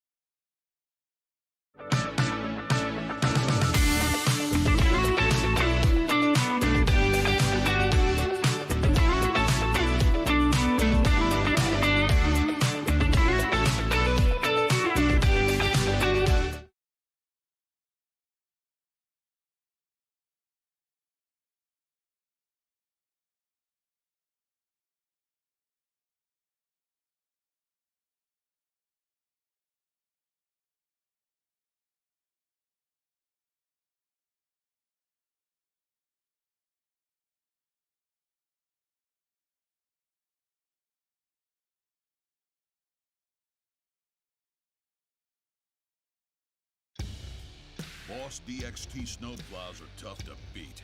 Featuring dual trip tech, flared wings, and optional D-force for improved scraping and back-dragging performance. Choose from 3 different sizes in steel, stainless steel, and poly.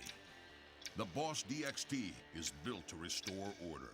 Your home for Boss snowplows is Bert's Truck Equipment on Highway 75 North in Moorhead.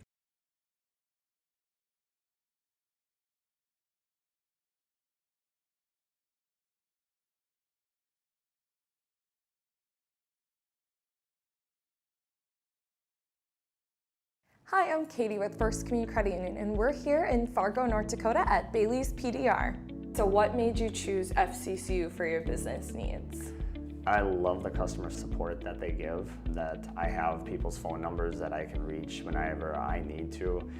When you're conducting business, you don't have hours to hopefully make up a financial decision, so sometimes you need those questions answered, and at FCCU, they're there always for you.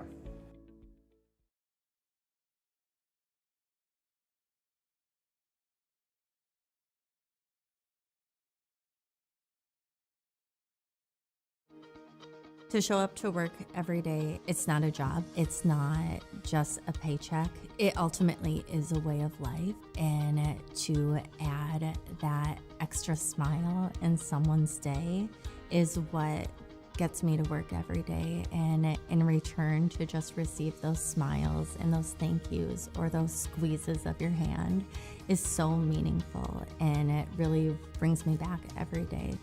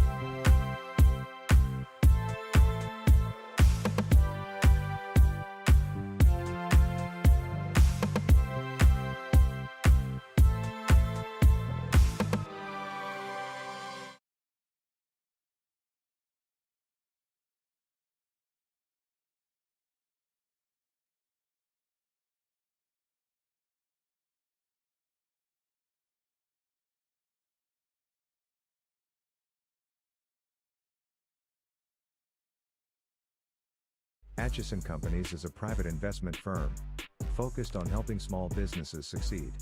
We are more than investors. We are proven hands-on operators. Atchison Companies works with independent businesses in the manufacturing, distribution and engineering sectors. We invest across the Northern Plains with a buy and hold philosophy, while providing stable leadership and a proven operating system.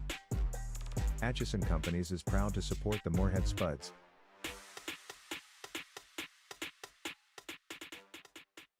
Before I became a real boy, life was easy. I just sat there doing sandwich stuff. But being alive is so hard. So if you don't want to get up to get a sandwich, you shouldn't have to. Pam is a small business owner. She is swamped. Pam knows she needs to advertise, but is overwhelmed by all the options. What if there was a way for Pam to have access to a team of media experts? What if this was at no extra cost and didn't require a contract? Meet Avenue Right. Save time, money, and get peace of mind that your advertising dollars are well spent.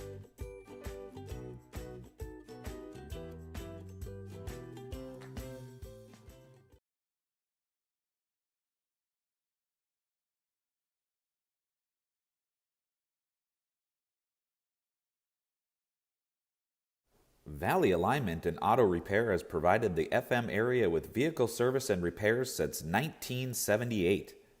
They perform your vehicle service needs from oil changes and brakes to transmission and engine rebuilds. Valley Alignment and Auto Repair is a proud sponsor of Spuds Athletics and wish all the athletes and families a great 2022-23 school year and sports season. Don't work out where you won't work out. Blueprint Personal Training. At Blueprint, you'll work directly with an experienced personal trainer and nutrition coach in our brand new private gym.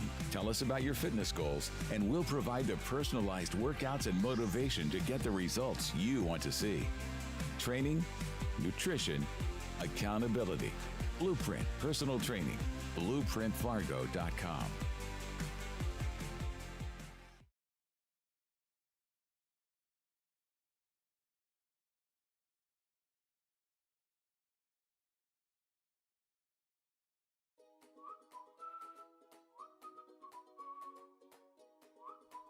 At Moorhead Dental Associates, you'll get the very best care and state-of-the-art technology.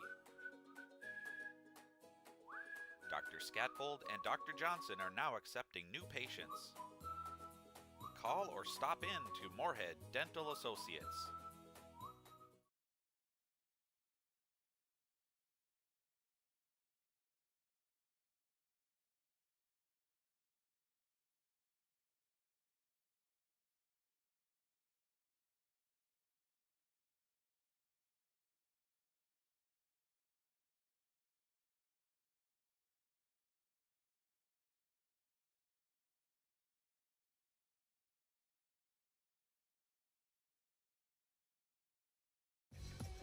We are The Breakdown. For almost 2 decades, we've published the most comprehensive yearbooks on Minnesota high school sports and run the best in-season and off-season events. We cover every corner of the state. We are The Breakdown.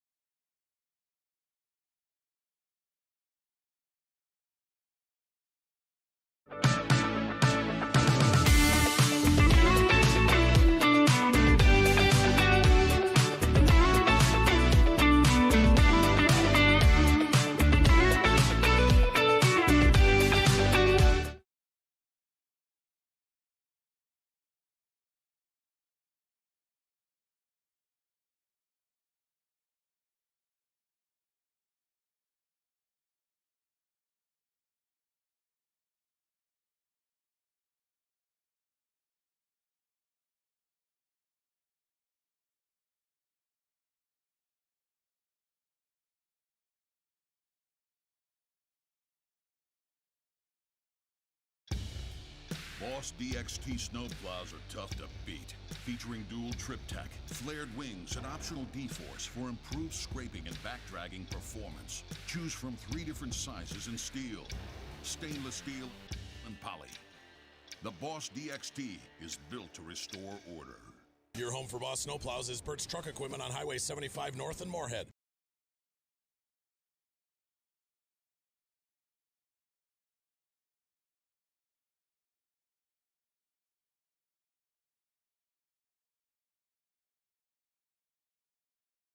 Hi, I'm Katie with First Community Credit Union, and we're here in Fargo, North Dakota at Bailey's PDR. So what made you choose FCCU for your business needs? I love the customer support that they give, that I have people's phone numbers that I can reach whenever I need to. When you're conducting business, you don't have hours to hopefully make up a financial decision, so sometimes you need those questions answered, and at FCCU, they're there always for you.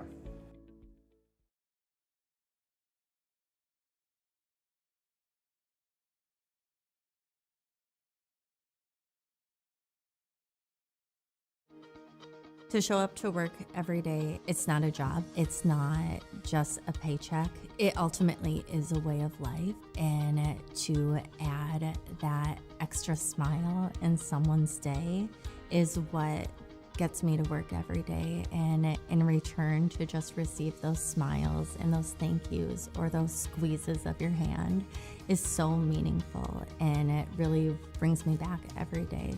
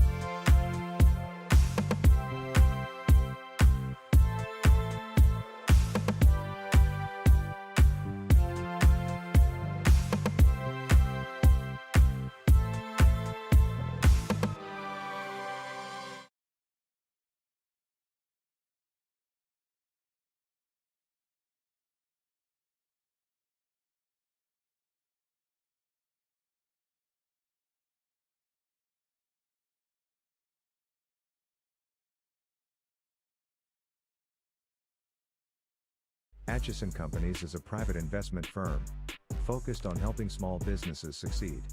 We are more than investors. We are proven hands-on operators. Atchison Companies works with independent businesses in the manufacturing, distribution and engineering sectors. We invest across the Northern Plains with a buy and hold philosophy, while providing stable leadership and a proven operating system. Atchison Companies is proud to support the Moorhead Spuds.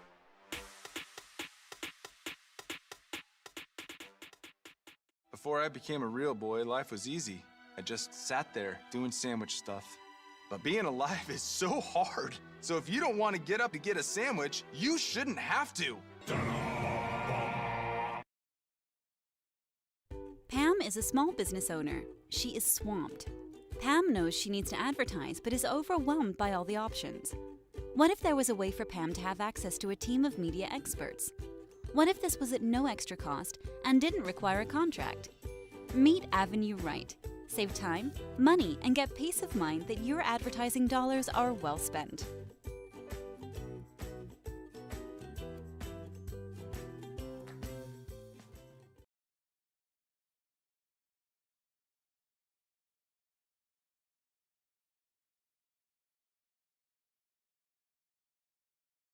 Valley Alignment and Auto Repair has provided the FM area with vehicle service and repairs since 1978. They perform your vehicle service needs from oil changes and brakes to transmission and engine rebuilds. Valley Alignment and Auto Repair is a proud sponsor of Spuds Athletics and wish all the athletes and families a great 2022-23 school year and sports season. Don't work out where you won't work out. Blueprint Personal Training.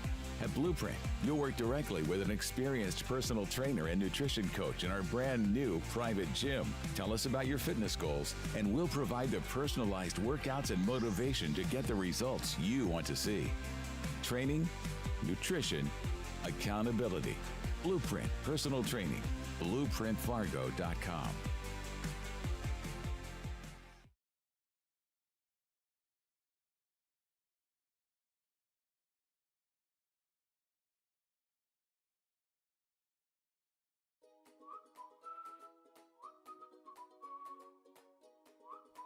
At Moorhead Dental Associates, you'll get the very best care and state-of-the-art technology. Dr. Scatfold and Dr. Johnson are now accepting new patients.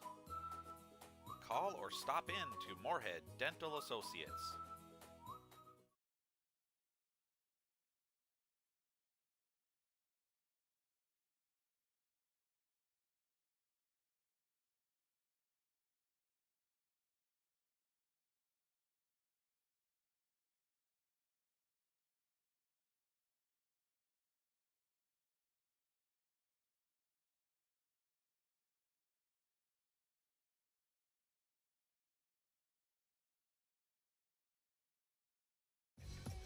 We are The Breakdown. For almost 2 decades, we've published the most comprehensive yearbooks on Minnesota high school sports and run the best in-season and off-season events. We cover every corner of the state. We are The Breakdown.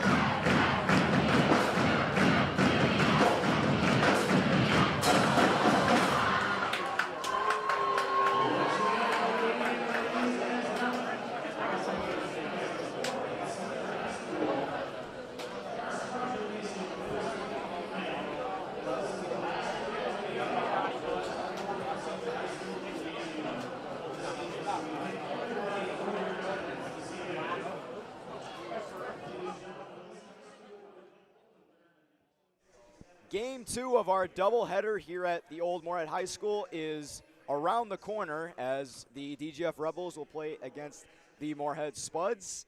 And we are doing a brief presentation of some former Spud alumni, as well as from the game before. From the girls' game, Paula Bauk's sons Jim and Phil, both Spud alumni, were given the game balls to the refs, along with the children of Shockey Strand, George and Sandy. Shockey was the athletic director when the Spuds most recently won their championship back in the 70s, and For the boys, it was also Shockey Strand or the children of Shockey Strand, George and Sandy, as well as the sons of Bill Quinnett, Mark and Lowell Boulder. Bill was the head coach, and Boulder was the assistant coach. And you got to say, Riley, they were a legendary team back then. They were. It's really cool to see them back here, advance to the state championship game. They unfortunately didn't win, but it was the first year the gym was here, and they were able to advance back to the state tournament. I believe it was for the second year in a row. They went to the state championship game, and it's super cool to see so many Spud alumni back for this special night and to honor this gymnasium. It's so weird to think about that it was, it's been around for so long, and just so many people have gotten to call this place home, myself being one of those. Got to play on this court, and I mean, too many games to remember, to put it that way. But it's super cool to see the crowd show up tonight for this, and what a cool idea to have some of the past Moorhead Spud basketball greats deliver the game balls. Definitely a blast from the past. Indeed, an end of an era here in Moorhead, Minnesota, but the beginning of a new chapter soon to come. And we will have starting lineups for you guys in a little bit after the national anthem and, of course, the ceremony. And it'll be a good game, you can guarantee, as the last one was. The girls won 62-36 against the Rebels, and I think we're expecting the same thing here. Yeah, it should be a fun night, and like we said, a fantastic crowd on hand, expecting a good game. A big game for DGF, of course, being a smaller school, and we'll see if the Spuds are able to take care of business and make it a sweep tonight. Absolutely, and you definitely got to give a lot of praise to these former Spuds as they have shaped what has become modern-day Spuds basketball. And I believe we'll be doing the national anthem, I would assume, after this ceremony's done. So on that note, we'll be back for a quick break for the national anthem, and we'll have starting lineups in a few moments here on Spuds TV.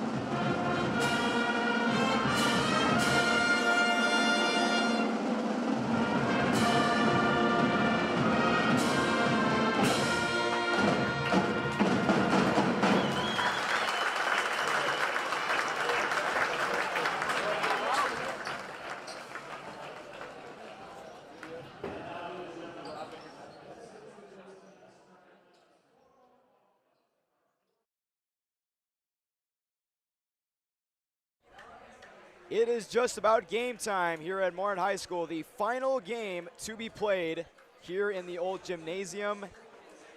And good evening, everyone, to those who are just tuning in. I'm Thomas Fox alongside the former Spud and sharpshooter Riley Swenson. Riley, this has been a great day of basketball so far. The girls won their last game in convincing fashion. Do you think it's going to be the same outcome for the boys team? Well, you'd certainly think that way. The boys team, they played a tough schedule so far this season, to put it that way. They played some of the best teams across the river in the state of North Dakota. And, I talked with Coach Matt Ellingson this morning. He said there's no secret about it. We've addressed it in our program. It's just the way it is. I mean, you play tough opponents. You're going to take some lumps early on in the season. But a good chance tonight here. I think the biggest story right now, this crowd is unbelievable. I've seen it this full probably for an all-city orchestra concert. I think everyone knows what those crowds look like. But this is something different just for a basketball game here.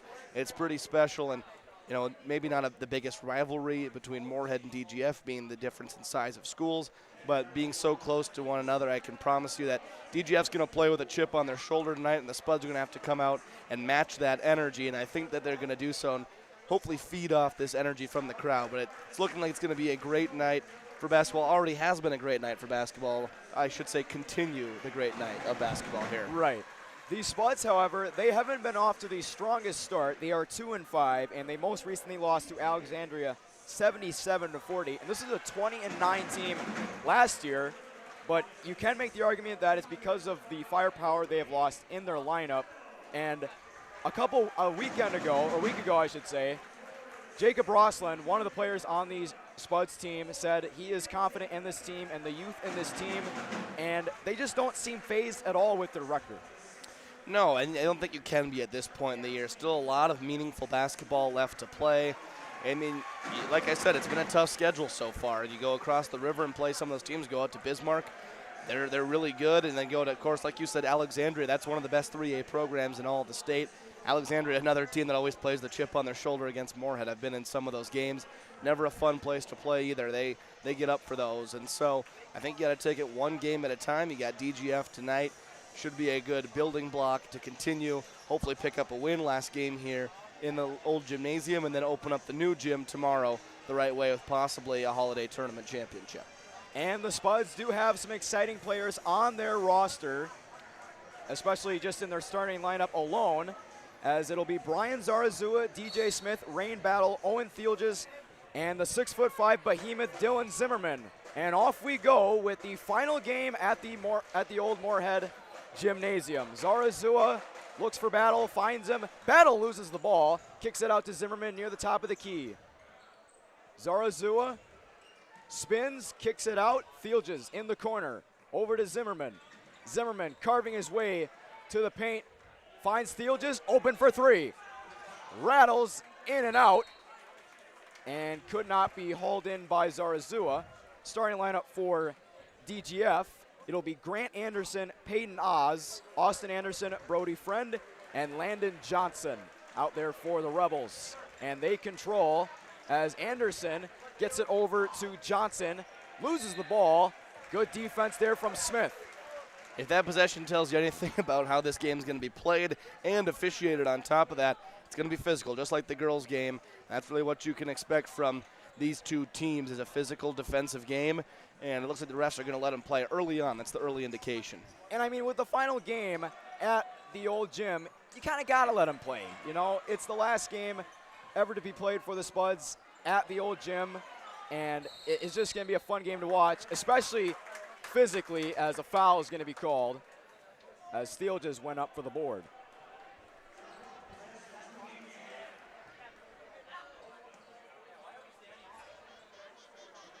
And Matt Ellingson, very talented head coach. And we'll see what he's able to string together here for the rest of the season because, like as mentioned before, this Spuds team doesn't seem phased at all. Going up for the layup, it's no good from Anderson. Here's Smith near side, kicks it out, Zarazua. Here's Battle, driving baseline. Strong finish. First points of the contest belong to Battle, and it's 2-0 Spuds right out of the gate. And you said it, a strong take on that baseline. Like we saw in the girls' game, if you want to go to the rim in this game, you're going to have to play physical. That's what Battle did right there. And that's just basically in his MO, offensively and defensively. Smith with some good defense as he pokes it away from Johnson. And a foul. Zarazua hits the deck, and it's Spuds ball. Really good take from Zarazua. And you can see the whole entire bench get up and call for the charge. That's something that back to when I played more at high school basketball, that's always been something that's preached, is lay your body on the line. If you take a charge, usually it means probably a Gatorade. And so being able to do that, it can just cause so many problems for an offense. It's a win-win, if you must say. Absolutely. Here's DJ Smith, tried getting it to Battle in the corner, and after that hit, threw off his momentum on the pass. It'll still be Spud's ball as Battle will inbound.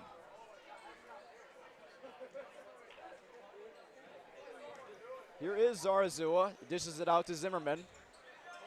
Back to Zarazua, guarded well by Oz. Here's Battle, across to Thielges. Here's Zarazua, here's Zimmerman. Fadeaway three, short. Able to get it just before the shot clock expires. Thielges going up strong and a foul.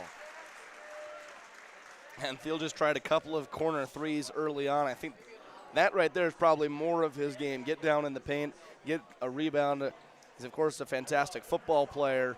And if you're able to get down in the paint, you see some of his football players just being able to carve out space and get some offensive boards, really where he can make his money. We'll see if he can knock down some free throws.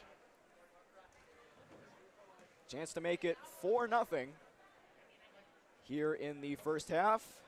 That one is off the back of the iron and no good.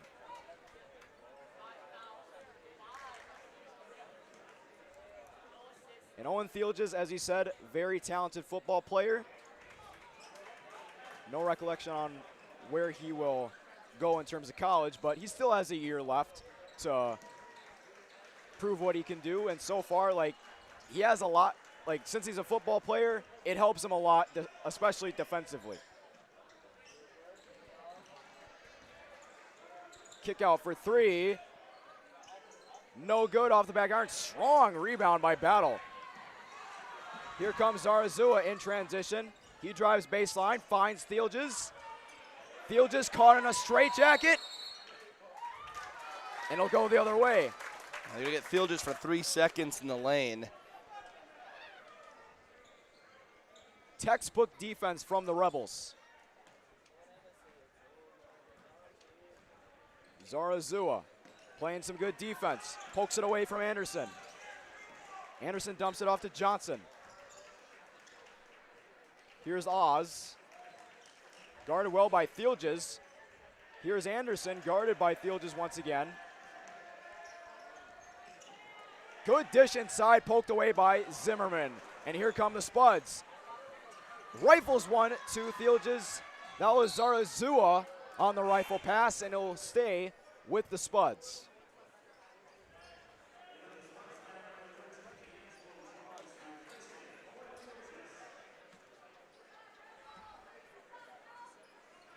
Here's Smith.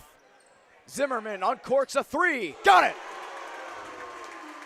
First three of the night for the Spuds. And that is what Dylan Zimmerman can do so well. Really a nice play design on the baseline out of bounds, and some teams just try and get it in just to play off it. Right there, the Spuds got it in to score. Here's Zimmerman on the fast break. Oh, he almost finished it with the right hand. Almost put Peyton Oz in a casket there. It'll be DGF ball, and this crowd was ready to erupt. They were. It was a good, strong take by Dylan Zimmerman. It's a lot of fun to see him when he does that. I think if maybe he tries it again, maybe he just goes up for a layup and gets the 2 points early on, but you got to appreciate a good, strong take. If I could jump like that, I would do it every time down the floor too. So that's honestly my dream, to jump like that. I'm only 5'7", 5'6", so being able to jump high has been one of my dreams. And that three is no good. The putback is good. Makai Lidahl with his first bucket of the game. Here's Smith, dumps it off. Deep three, you bet! Little swagger from Zimmerman. Sitting it with his chest. Timeout DGF. What a start.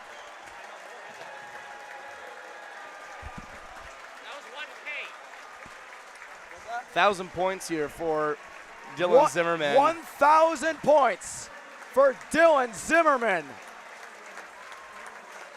honestly, I'm going to be as honest as possible. I had no idea how many points he was at until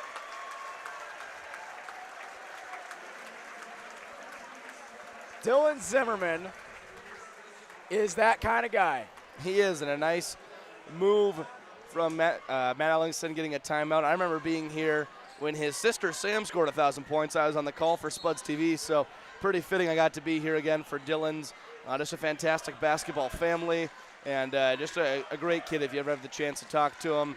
And I remember watching him when I was an older guy in the program. He was coming up, and people were saying his name a lot. He was going to be a pretty special player, and I would say he has lived up to the hype. He certainly has. Smith with the board. Here's Zimmerman in transition. Zarazua in the corner. Tried going for Zimmerman again, but it's taken away by Anderson. Anderson feeds it to the other Anderson, Austin Anderson. DGF looking to get some momentum. Good defense from Zimmerman. Ellingson, I believe, wanted a foul. Zarazua open in the corner. Strong rebound. D'Angelo Jones checking into the game. Makes it 10-2 Moorhead. That's just wanting it more, purely. You don't get the ball, that's okay. Just go to the glass and get yourself a bucket. It's exactly what Jones did. Here's Liedall, Liedall dumped it off to Dylan Anderson, and he'll be inbounding.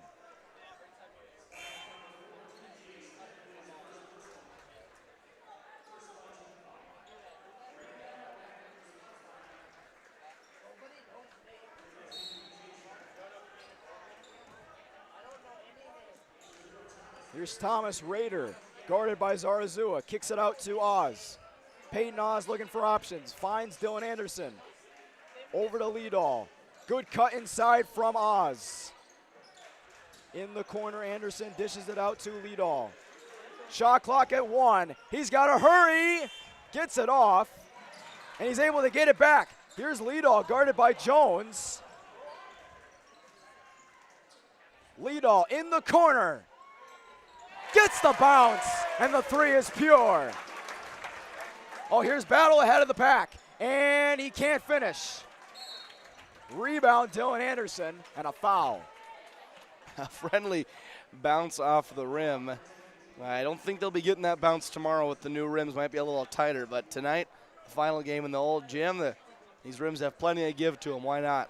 No holds barred here tonight, Riley. I'll tell you that. No. Good defense from Battle as he's guarding Dylan Anderson. Here's Liedall. He'll try again. You bet! Makai Liedall from downtown, and he cuts the lead to 2. Here's Karsten Hoff. Tried to zip it into the other corner for Zimmerman, and it was deflected, and subs will be coming in. For the Spuds, it'll be Thielges and Smith, and for the Rebels, it'll be Brody Friend. And the Rebels throwing on a little bit of full court pressure, and it's not getting a turnover necessarily, but it's speeding the Spuds up and forcing them to take shots they maybe don't want to. And at this point in the game, it is definitely crucial as Zimmerman spinning, dishes that out. Karsten Hoff, a 3. Nothing but air there, rebound DGF. Rader dishes it out to Anderson. Here's Oz, tried getting inside the lane, but it was poked away. Oz finds Anderson. Dylan Anderson over to Friend. And a foul. And Zimmerman just got 2 hands on him. It's going to be a foul every single time. The Spuds have played pretty solid defense other than the couple of three-pointers from Liedall. We'll see how the Rebels are able to adjust, maybe get some more action going toward the rim. Liedall looking for his chance here. Pass inside. And it'll stay with DGF. And a foul. Good inbound to Friend. Denied by Battle. Making it look easy defensively. Shot clock's at 18. So the Rebels have more than plenty of time to tie the game or take the lead. Here's Rader. Over to Liedall. Driving inside was Dylan Anderson. Kick out to Rader. Shot clock at 3. Liedall, 3. Nothing there. Shot clock violation. That's just a tough shot, to put it lightly. I mean, he had to take it because it was late in the shot clock, and when you're hot, a little heat check time. But that's great defense from the Spuds, able to force him into that. And that's what they're going to continue to want to do, is to force DGF into late shot clock situations and then let the athleticism take over, hopefully, and make a play. And defensively, DGF is playing with a lot of tenacity so far as the pass from Zimmerman almost goes wide of Thielges. Thielges over to Zimmerman. Here's Zarazua, 3. Line drive shot is good from Zarazua. You said it with that one. I almost thought it was a pass for a second. Not a whole lot of arc, but hey, if it goes in, it goes in. No questions here. I was thinking it was going to be like some sort of pass too, but whatever works. That's right. Zarazua hits the deck. DJ Smith in transition. Zimmerman tried to do his best OBJ impression, but it's off his hand and out of bounds. Well, with Zimmerman's height and his jumping ability, it's really hard to throw it over the top of him, and he was able to do so right there. Right. You don't see that happen very often. And I'm surprised that Dylan Zimmerman doesn't play wide receiver or tight end in football, because he would probably have a lot of D1 offers if he did, but basketball seems to be his liking, and he does not disappoint whatsoever. His dad and his sisters in attendance tonight, watching the historic moment as that scoop and score attempt is no good. Zarazua pitches it to Battle. Thielges kick out to Zarazua. Smith in the corner, 3. And some contact and a foul. Yeah, and Thielges going hard for the ball that time. I didn't look intentional, but unfortunately almost looked like a little punch, but he kind of just got his arms tangled up, and a good call on the foul, but another good look for the Spuds, getting a corner 3. It just didn't go down for DJ Smith. 13-8 with 9:04 to play on the First Ave promo scoreboard. And that is some sloppy passing. D'Angelo Jones almost was able to get rid of it. Smith almost was able to turn it into something. DGF gets it right back. Pass inside to Grant Anderson, who finishes off the glass. And the Spuds going a little zone action, but you can see the Rebels immediately getting inside and getting a nice finish at the rim. Smith trying to carve his way through the lane, and he's going to go to the line for 2. Or not, as it was not a shooting foul. Zarazua will inbound. Looking for Jones, finds Zimmerman, open for 3. It's his night. It's his night, Riley. He hit 1,000 points. Why not go for more? It really is, and the shot's just so smooth and looks effortless, and he's always ready to shoot. Here's Jones in transition, puts the move on him, and Smith is there for the putback. Right place at the right time was DJ Smith, and it's 18-10. Here, pass inside to Liedall. Oh, what a nice fake on Smith. Batted out of bounds. It'll go the other way.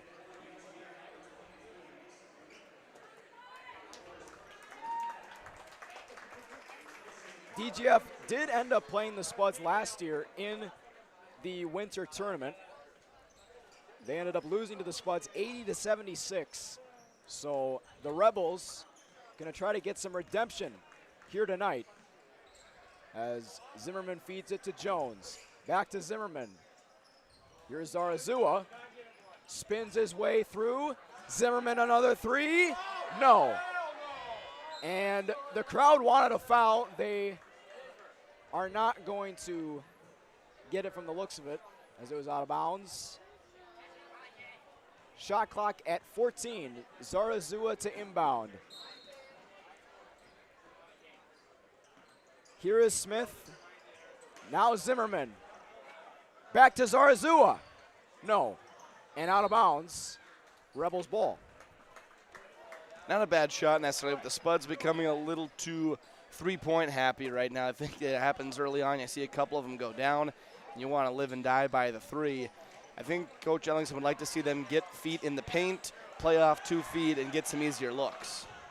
And I definitely agree, as the Spuds will have to go back to playing defense. Smith with a rejection.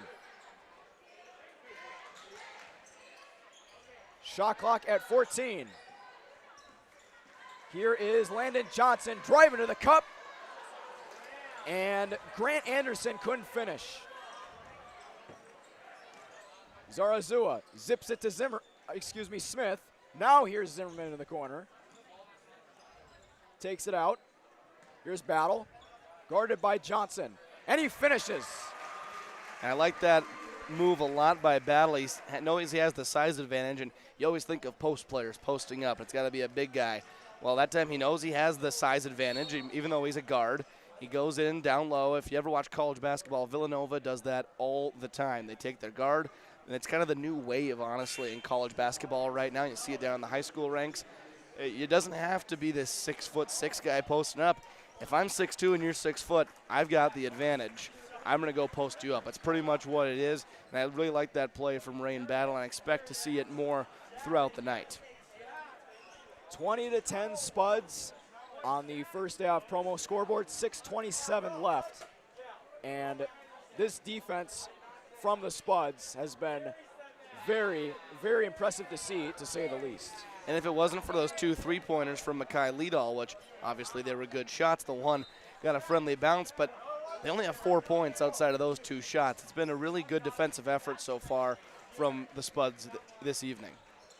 Here is the Rebels trying to get back in this game. They're down 10. Good defense from Smith. Another rejection. Pass up to Hoff.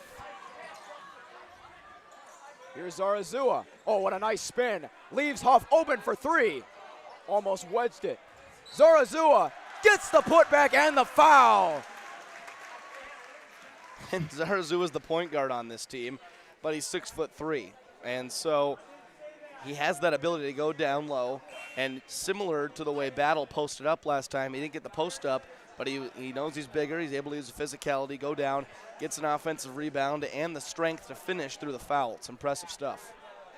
He is definitely one of my favorite players on this roster. He replaced Michael Haugo last year due to injury, and he has not disappointed since then. As the Spuds are up 13 with 5:55 left. Half-court defense from Battle. Guarding Raider. Pass in the corner to Anderson. And it's stolen away by Smith. Some textbook defense from the Spuds. Field just finishes. Or excuse me, that's Zarazua once again. 25-10, and Matt Ellingson loves it. Well, he loves it because that's Moorhead Spud basketball in a nutshell. It's what, from the time I was in the program until now, it's what they're always trying to do. Play good defense. As soon as you get a rebound, push the basketball up the floor. It started with Tyler Borman, of course. Matt Ellingson was the JV coach on that staff. Similar principles when he took over. And it just kind of carried right over. Good defense, pushing into transition. That's exactly the way they want to play. And Brian Zarazua does it perfect in that instance. 25-10 Spuds when we return from this timeout break here on Spuds TV.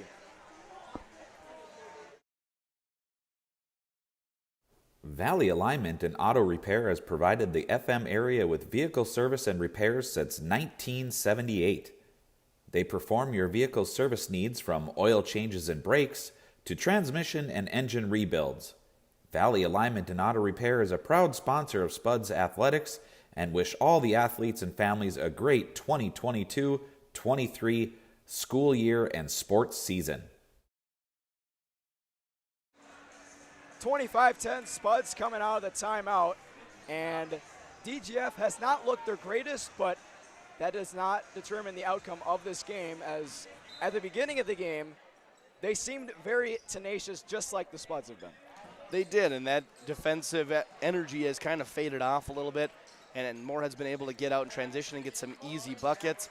I think it really starts on this end of the floor because they're putting themselves in bad situations by taking bad shots, getting the Spuds out in transition. Exhibit A right there, not the best look. And so if they're able to get some better looks in the offensive end, I think it's going to, in turn, help their defense. We talk all the time about defense helping offense. Right now it's almost flip-flop, which feels weird to say. It does feel weird to say indeed, as the Rebels will inbound. That'll be Brody Friend.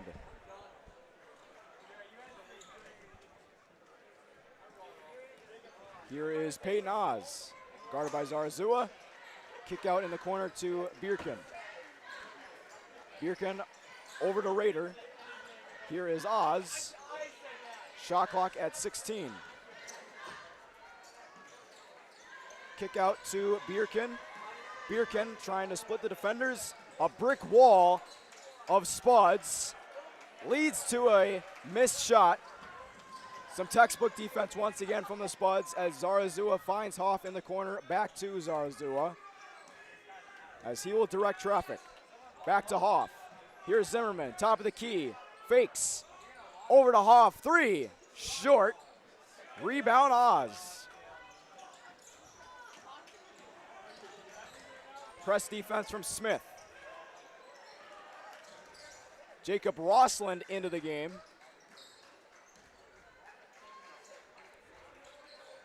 Here is Brody Friend. Pass inside. Great feed to Bierken, and it's 25-12. Like you said, a really nice feed, and finally DGF got some cutters towards the rim, a drive towards the rim, and they resulted in an easy bucket. Zarazua trying to shake off Oz. Able to slice his way, and Zimmerman got everything but the basket. It hit the wire. It's that darn wire again, Thomas. I'm telling you, they gotta fix that in the new gym. It's my one want. Everyone wants the new jumbotron, the new video board. I want the wires just to be pinned back or something. So I'm telling you, it doesn't happen in every other gym except for Moorhead. Sometimes it's a home court advantage, but that needs to. I never liked it when I was playing, and I still don't like it now. Jumbotron is my favorite part of the new gym, by the way, but I do agree they do need to get rid of the wire. Like, that would be a less of a pain if you're on the court. And a foul is called on Smith. And Rain Battle will be getting ready to check in.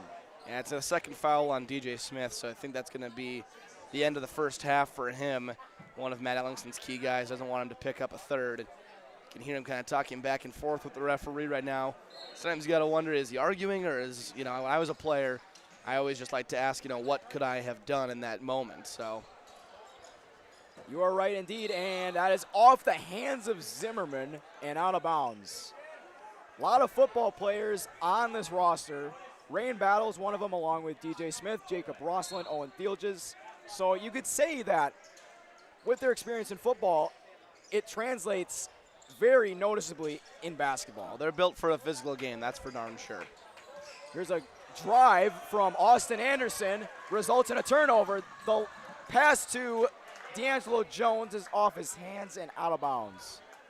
Just got a little too sped up in transition. It's a good idea from Battle, pushing it up the floor.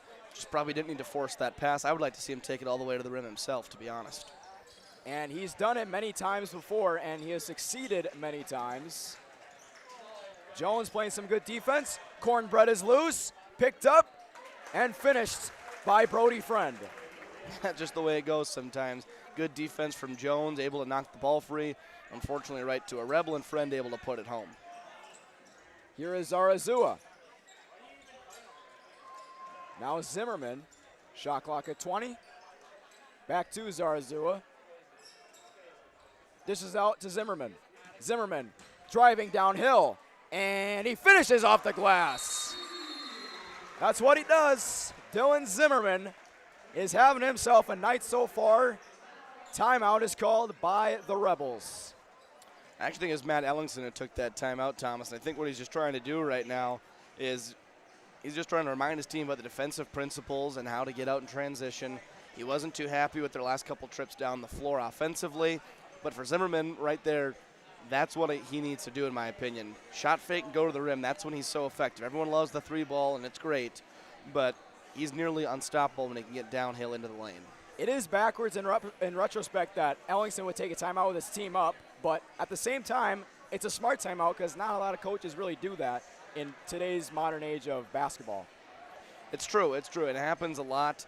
It's kind of a fine line to walk because sometimes when your team's riding the momentum of having a lead, you don't want to take a timeout, but sometimes there's just something really important that you think we have a lead right now, but you want to make the lead bigger, and he felt as though he just needed a timeout, talk things over with his team, just a reminder. That's just a reminder timeout. We saw that in the girls' game with Tom Dryberg right there. Just a reminder of saying, hey, we need to play hard on the defensive end. That's where it starts. And when we get in the offensive end, if we can't score in transition, let's try and get something towards the rim instead of settling for threes. And Ellingson's a good enough coach for where you can trust him a ton. As DGF looking to get back on their feet, and a foul is going to be called. Yeah, they got a battle on a block. He just couldn't quite get out of the way. Kind of sideswiped him a little bit, and so he's going to go to the line to shoot 2.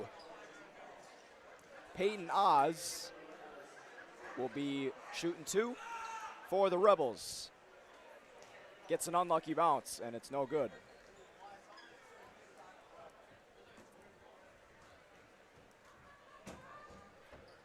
Landon Johnson and Makai Lidahl in the backcourt for the Rebels as the Spuds go in transition.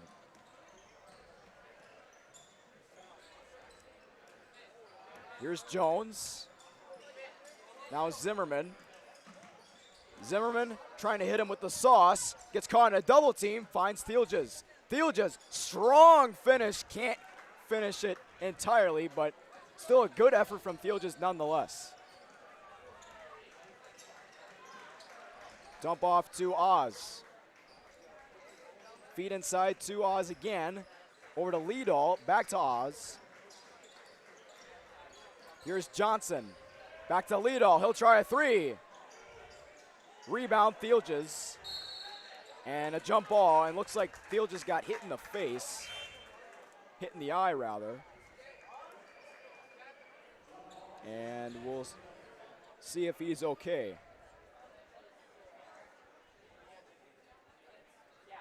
And he brought the ball down. That's why there was a jump ball. I think if he had to do it again, just keep that ball high up by his chin. But he got a pretty decent shiner there on the eye. It's a battle scar, Riley. I got one in baseball once, and like in the moment it hurts, but when you take a good look at it, it's worth it at the end of the day. Worth getting the battle scar for just something, you know. A little bit of toughness, as Zarazua shows right there. Couldn't get it to fall as it hits the front of the rim.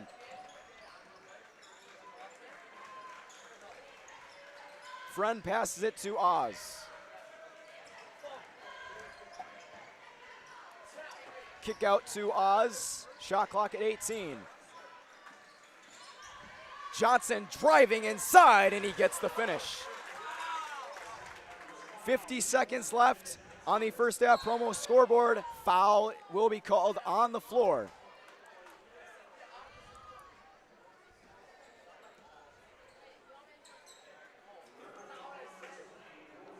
See if the Spuds maybe try for a 2-for-1 here. You'll see a lot of teams around that 45-second mark try and get the shot up.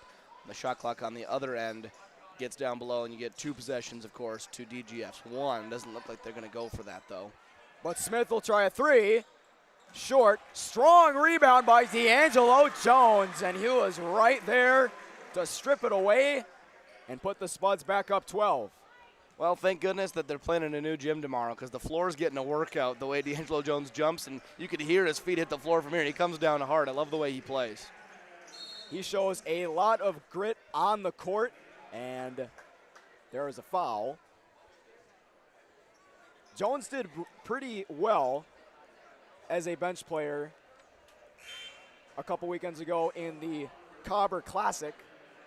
I happened to be there as the Spuds beat the Shanley Deacons 67-62. And free throws coming up for Peyton Oz.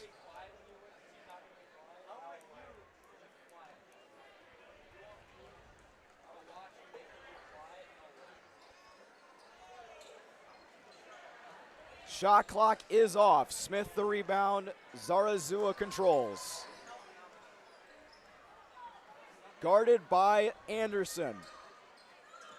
Here's Smith. Now battle. Driving uphill. Can't finish it. 2 seconds. And they might as well just let the clock run out, and they do. So, once again, a very tenacious Spuds team we've seen through one half, and it has been on complete display here tonight. Yeah, it's a great effort defensively in that first half, just giving up 17 points. I mean, that's really all you can ask for if you're head coach Matt Ellingson. Now, on the flip side of that, I think you'd like to see a little better offensive execution. They weren't fantastic in the half court, a couple of bailouts by Dylan Zimmerman, which that'll happen when you have a player as talented as him. But it was so obvious when they got out and transitioned, their offense was so much better. I expect them to improve in the half court. Same thing as I said for the girls game. They're just wiping off that rust. They're coming back from winter break, and they're coming back from a couple of days away from basketball. Now, today they're getting back in the swing of things. I expect the second half for the offense to get going just like it did for the girls in the first game. It all lines up, doesn't it? It all does. And we'll be back for half number 2 here on Spuds TV in a few moments. The Spuds lead by 12 against the DGF Rebels.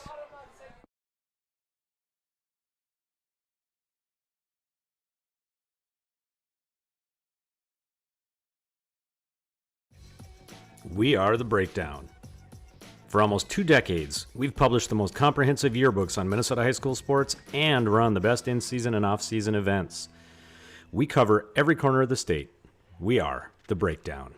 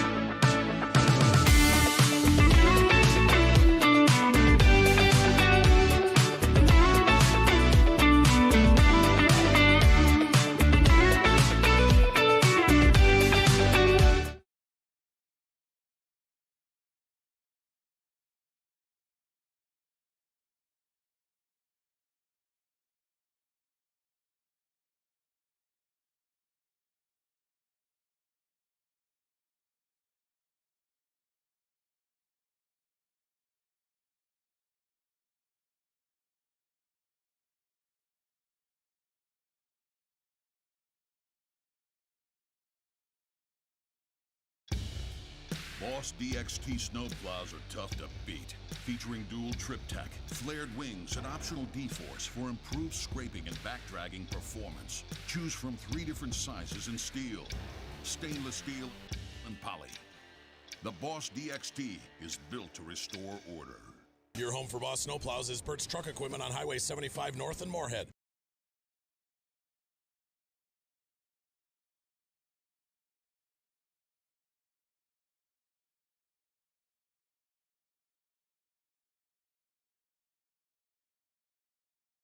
Hi, I'm Katie with First Community Credit Union, and we're here in Fargo, North Dakota at Bailey's PDR. So what made you choose FCCU for your business needs? I love the customer support that they give, that I have people's phone numbers that I can reach whenever I need to.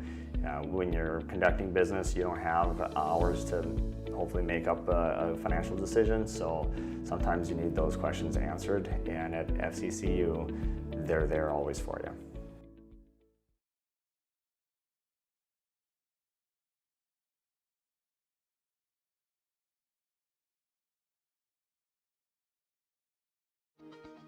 To show up to work every day, it's not a job. It's not just a paycheck. It ultimately is a way of life. And to add that extra smile in someone's day is what gets me to work every day. And in return, to just receive those smiles and those thank yous or those squeezes of your hand is so meaningful. And it really brings me back every day.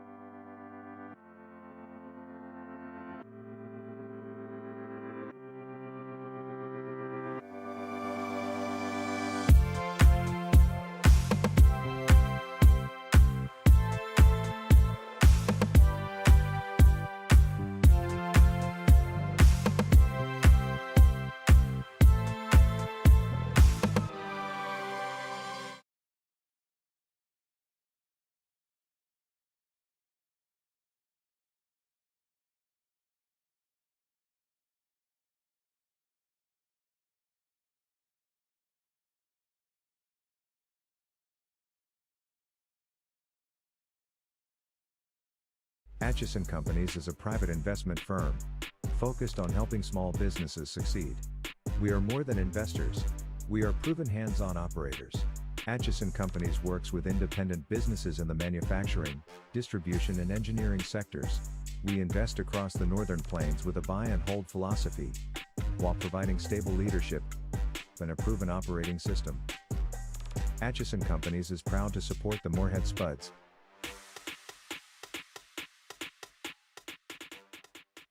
Before I became a real boy, life was easy. I just sat there doing sandwich stuff. But being alive is so hard. So if you don't want to get up to get a sandwich, you shouldn't have to.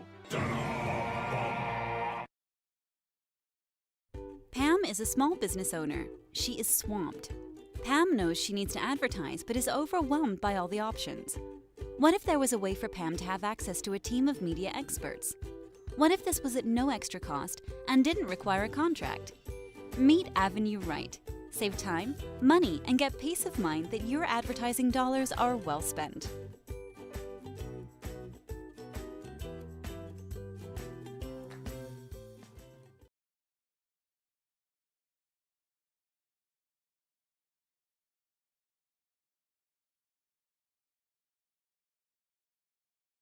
Valley Alignment and Auto Repair has provided the FM area with vehicle service and repairs since 1978.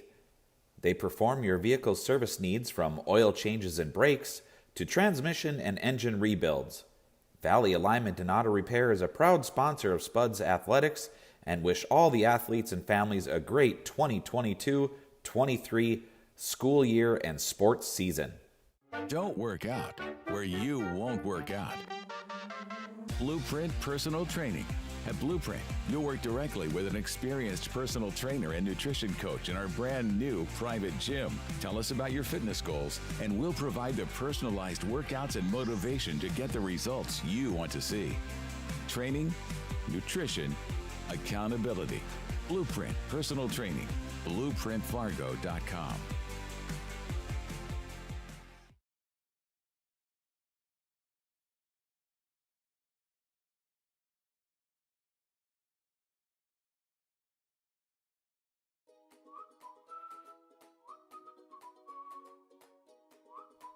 At Moorhead Dental Associates, you'll get the very best care and state-of-the-art technology. Dr. Scatfold and Dr. Johnson are now accepting new patients. Call or stop in to Moorhead Dental Associates.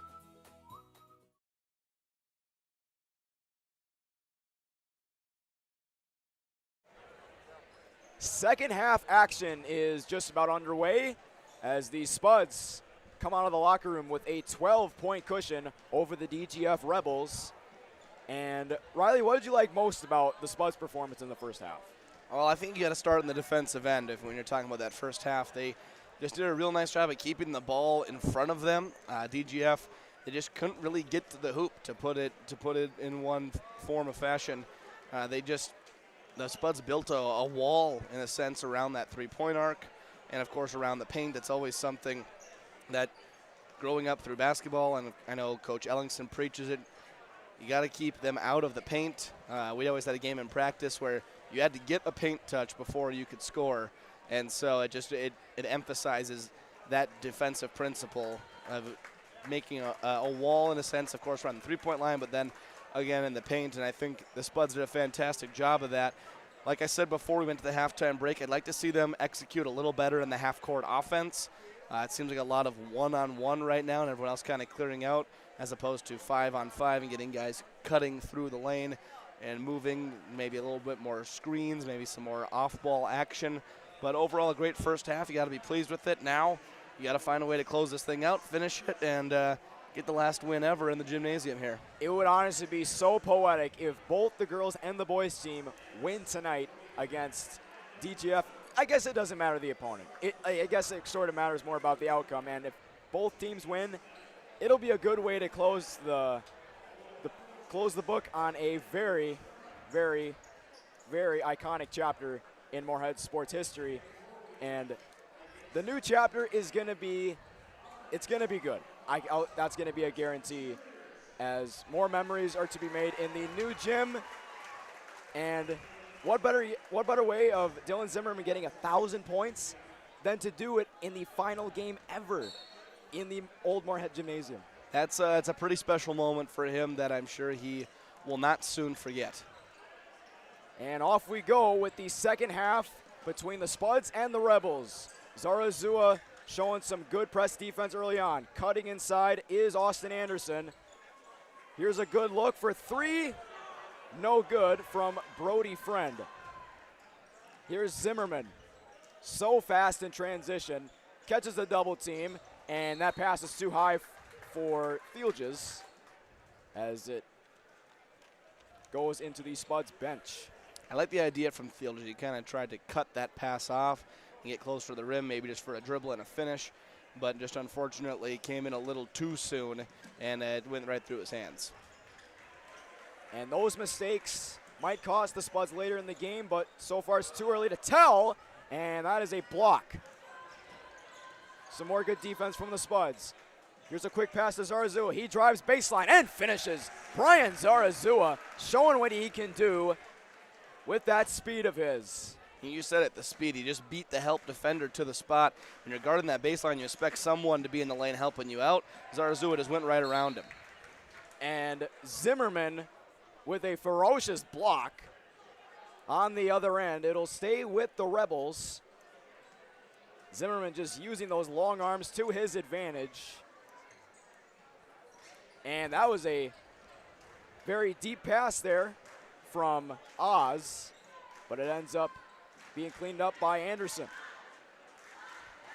Oz looking around, tried picking up a screen from Friend, and some contact and a charge. Really good take by Field, just taking the contact. It was almost a frustration charge. Sometimes a player just wants to lower the shoulder and get to the rim. And that time Field just laid his body on the line, and you love to see that as a coach and as a player when someone gives up their body like that. Just pure physicality from the Spuds team. Zarazua, another three off the mark. Field just right there to get the miss. Zimmerman over to Smith. Smith directing traffic. Has Oz in his face, gets it to Fields. Over to Zarazua. Smith draws contact, whistle and a foul. Smart move there from Smith. Shot clock will be at 6, Zarazua to inbound. And you mentioned like the ability for these players to just draw contact like Fields did a while ago. Smith has that same kind of DNA in him as a football player. He does, and it starts in the weight room. And a lot of people think of basketball as not being necessarily the most contact sport. I assure you after playing, there's plenty of contact, and the stronger guy usually wins. And I played flag football, so I have little knowledge about that. As Battle dishes it out to Fields, who finishes in transition. 18-point lead now for the Spuds on the first half promo scoreboard. And a timeout will be called. And this is pretty much, it's like deja vu from the girls' game. They went into the halftime break with a lead, came out on a run to start the second half. The boys said, you know what, we see what you did there. It's a pretty good idea. We're going to do it too. They come out this second half on a run themselves and force DGF to take an early timeout. And it's, like I said, it's starting on the defensive end right now for Moorhead. They're getting stops. It's been able to ignite their transition offense. We'll see what head coach for DGF, Mike Clark, draws up here as his team is down 18 here early in the second half. And you just got to respect the toughness of this Spuds team throughout like the entire game so far, as they are playing. They have an all gas, no break mentality so far. As right here, Exhibit A, double team with Zarazua and Fields. Zarazua slicing his way inside for the score. 37-17. Here's Anderson on the drive. Tried bouncing it off of Fields. Fields zips it to Smith across. And Smith almost lost the handle. Zarazua is right there. Here's Fields at the top of the key. Back out to Zarazua. Over to Zimmerman. Smith the drive, the Euro, and a charge. And a good call and a really good take. I believe it was Austin Anderson taking the charge. And Smith came in, and it wasn't necessarily out of control, but I just don't think that he had any other intentions than trying to get exactly to the rim. And Anderson could see that from a mile away and steps in and takes the charge. Really nice play. That was still a good finish from Smith, but at the same time, an even better take from Austin Anderson. As the Rebels look to get their feet in the water here in the second half, as they have not put up any points yet. Here's Quincy Cox over to Liedall. Bad pass, wide of Cox, and it'll go the other way. And it has been that kind of night offensively for the Rebels, but you got to give most of the credit to the Spuds defense. You do. They've been really, really solid. And Zimmerman hits another three. His historic night continues. An 11-0 run to start the half, and just like the girls' game, an 11-0 run to start half number 2. And as you said, this is probably deja vu at this point. DGF trying to get on the board. They can't right there. Zimmerman the board. Dish out to Battle, and in transition, looked like he was going to go for the tomahawk jam, but smartly he goes for the scoop and score. He thought about it, no doubt about that. He thought about it. He just ended up going with the finger roll and ended up being a good decision. Sometimes you got to take the right shot. As you've told me before the boys' game, during the girls' game, as DGF just can't get going offensively as they cannot seem to hit their shots. Zimmerman tried slamming it home as the jumper from Battle was no good. Here comes DGF in transition. Over to Liedall at the top of the key. He wants a three. He won't get it. Zimmerman the rebound. I mean, there's just a lid on that basket right now that cannot be cracked. Zarazua the Euro and in. Zarazua hitting him with the fancy stuff. With the Spuds now up 27. And with that lead, why not? You can do a little bit of Houdini magic at this point in the game, especially if you're Zarazua. Here's a three from Oz. No good. D'Angelo Jones the rebound. Here's Battle. Pass to Zimmerman, and it's off his fingertips. New unit coming in for the Spuds and the Rebels. Almost a whole line change for both teams. It is indeed, as Smith, Rossland, and Jet Feeney are in, as well as Karsten Hoff.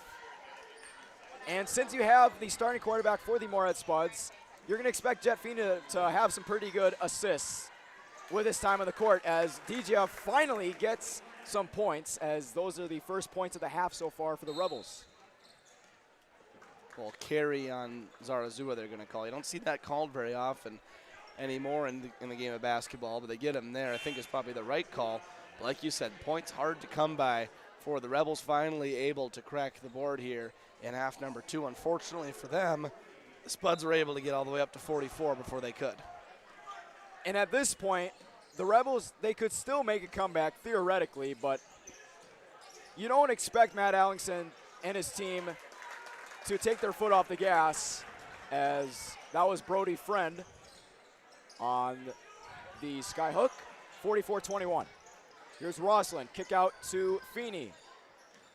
Here's Hoff, guarded well by Rader. Zarazua directing traffic.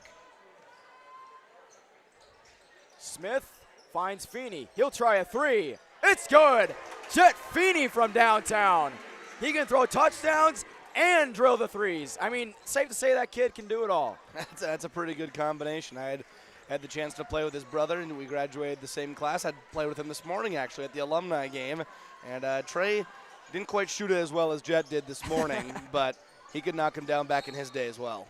Well, I guess Jet has something to say for his brother after this game. He's going to be like, I can still hit those threes. That's exactly right.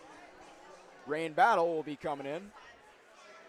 Inbound coming up from Dylan Anderson. 11:30 left in regulation on the first half promo scoreboard.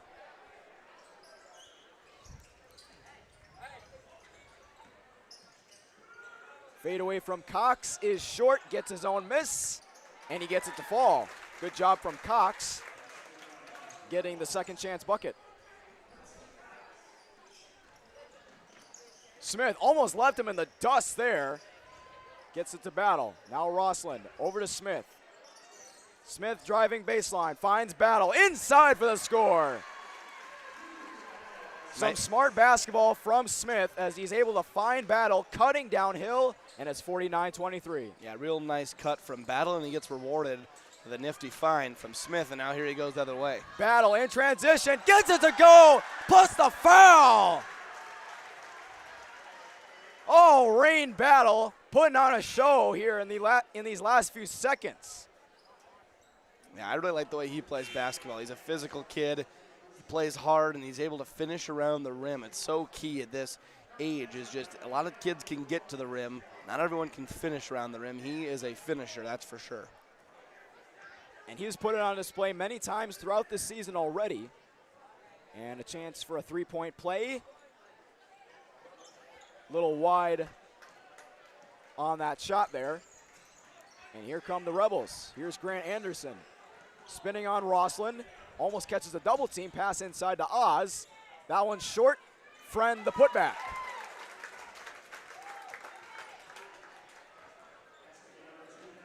Here's DJ Smith. Over to Feeney. Back to Smith. Finds Hoff. Open on the wing. Short. Off of DGF and out of bounds. And here comes Zarazua, Zimmerman, Jones, and Thielges in for Rossland, Feeney, and Smith.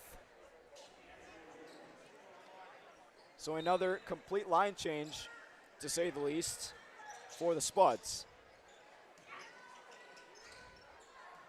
Zarazua, guarded well by Oz. Over to Thielges. Back to Zarazua. Dishing it out to Zimmerman. He drives baseline, kicks it out to Thielges. Zarazua, left-handed scoop, no good. Rebound Friend. It looked real pretty, got everything but the finish, but I like the effort with the left-handed scoop. Not a lot of high school kids have that move in the bag. Zarazua is just such a gifted player, to say the least, as that one won't go and a foul's going to be called. Zarazua all around, he's just such a great player on both sides of the ball. He's a facilitator, and like it's all tracing back to last season, like towards the end of the season when he got a lot more starting time. And on the bench, he was also a very, very solid player as Peyton Oz hits the first free throw. Yeah, he's a valuable piece for Matt Ellingson's team, and to have that type of size at the point guard spot, it definitely adds something to a team. Both free throws fall. 24-point cushion for the Spuds on the first half promo scoreboard, 51-27 with 9:45 left to play. And some pretty decent defense there for the most part by Bierkin as he almost got a steal. Zarazua over to Zimmerman. Zimmerman finds Battle. Back to Zimmerman. Zimmerman inside the Battle. Zarazua driving baseline. And that was off of Bierkin. It'll stay with the Spuds. It feels like the game has kind of hit a bit of a lull. Kind of an interesting port in the game. The Spuds came out on a really big run. They got that big lead. Now it's just kind of stayed right there. See maybe if DGF feels a chance to crawl back into this thing. I know it's 24 right now. Maybe a quick 10-0 run. Get this down to 12 and you got yourself a ball game. On the flip side of that, maybe the Spuds can get this thing out to maybe even 30 and feel really comfortable, especially when you're playing back-to-back nights. If you're able to get off your feet a little earlier, get some of those guys that play a lot of minutes some more rest, get some guys in that don't always get to play varsity minutes, it can be a good thing. So feels like some key minutes here, even though it might not look like it on the scoreboard. And that's exactly what they did with Feeney and as well as Hoff too. But Hoff gets a lot more playing time than Feeney, but that still proves your point and proves it well. We'll be back here on Spuds TV after this timeout. The Spuds lead by 24. Atchison Companies is a private investment firm focused on helping small businesses succeed. We are more than investors. We are proven hands-on operators. Atchison Companies works with independent businesses in the manufacturing, distribution and engineering sectors. We invest across the Northern Plains with a buy and hold philosophy, while providing stable leadership and a proven operating system. Atchison Companies is proud to support the Moorhead Spuds.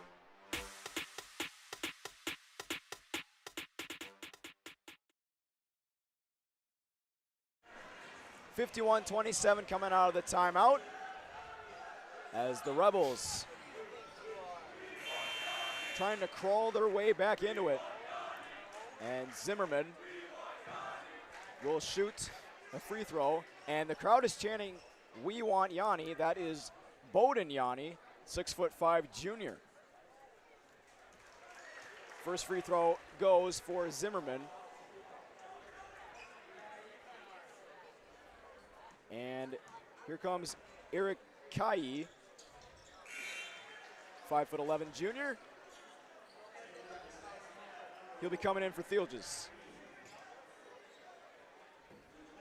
So yeah, definitely a good idea for Matt Ellingson to get his bench guys some playing time with the cushion you have. As Zimmerman playing good defense on Anderson. Stolen away by Jones for the moment. Anderson gets it back, and he'll draw a foul.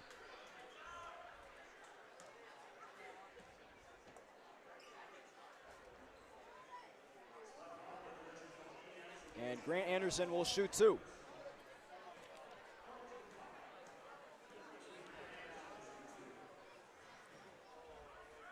Off the back iron and no good. Just taking a brief look over at the crowd, you see a lot of people at their programs fanning themselves off. When I say it's a little warm in here, Thomas, I think, I don't know if that does it justice. The people at home, I hope you're enjoying the nice comfort of your home and the temperature. It's a little warm in here. Maybe a cold Dr. Pepper to just wash down all the cookies and all the good treats from Christmas Day, and a foul will be called on DGF. Battle going strong to the rim once again. But a fan honestly would be nice, Riley. I will tell you that, because along with many of the other people in here, it's a struggle. The struggle is indeed real with this heat, but at the end of the day, it's worth it. Special night tonight, so you got to play with the cards you're dealt. Oh, absolutely. I know I never played in front of a crowd this big. Well, my senior year, we didn't have very many crowds with it being the COVID season, but this is pretty darn cool to see the community come out and support, and you knew they would. I mean, this gym has a lot of meaning for a lot of people, and whether you just got done playing recently or all the way back into the late 1960s, when if you're still playing around then, or if you just like coming and watching basketball throughout the years, it's just been such a place for people. And I always joked, maybe it wasn't the nicest gym, but I mean, all things considered, it served its purpose for a long time. And I mean, there's a lot of places I know that would kill to have a gym like this, and fortunately for us, we're able to get a gym even nicer than this one, in my opinion. One of, if not the nicest in the state. It's going to be really special tomorrow night to get to open that thing up. Not to mention that the whole new school, I think that's getting kind of lost in the whole thing of it, is that it's not just a gym. We're getting a whole new school here in Moorhead, which I am pretty darn jealous of, that I am not going to be able to see that thing and be able to go to class there. But it's a special time right now in Moorhead. It's really cool just to see this thing come to fruition. But you're in Arizona now, so I'm sort of jealous, because you don't have to deal with the the unfortunate weather that us Minnesotans have to deal with every day up until April. Kai can't hit the three. Rebound Feeney. Kicks it out to Zimmerman. Over to David Mack, the impressive rookie. Here's Smith driving. Strong finish from Smith. I'll tell you another thing I'm jealous of, the black jerseys. I always wanted to wear the black jerseys. We always wore orange when I was playing. I don't know. I just think the black looks a little sharper, personally. I would agree. Like, in all honesty, these jerseys are the way to go from now on. Like, maybe as an alternate, the orange is okay, but when it comes to a primary, you got to go with these ones. I agree. I agree wholeheartedly. Some subs coming in for DGF as Makai Lidahl checks into the game. With his team down 27 on the first half promo scoreboard. That one goes home for Landon Johnson, and he cuts the lead to 24. Kick out to Feeney, corner three, you bet! Another three for Jet Feeney. His second three of the half. And the lead gets bigger for the Spuds. Here's a three, and that one goes for Landon Johnson. So Johnson, couple of buckets in the last couple of seconds. Spuds look to work fast. Here's Rossland, over to Mack. Smith catches a double team. Kai why for not? three. I say everybody's making them. I mean, might as well get your turn. Why not? At this point of the game, why not? And loses the ball. Here comes Smith in transition. Here we go. I thought he was going to dunk it there.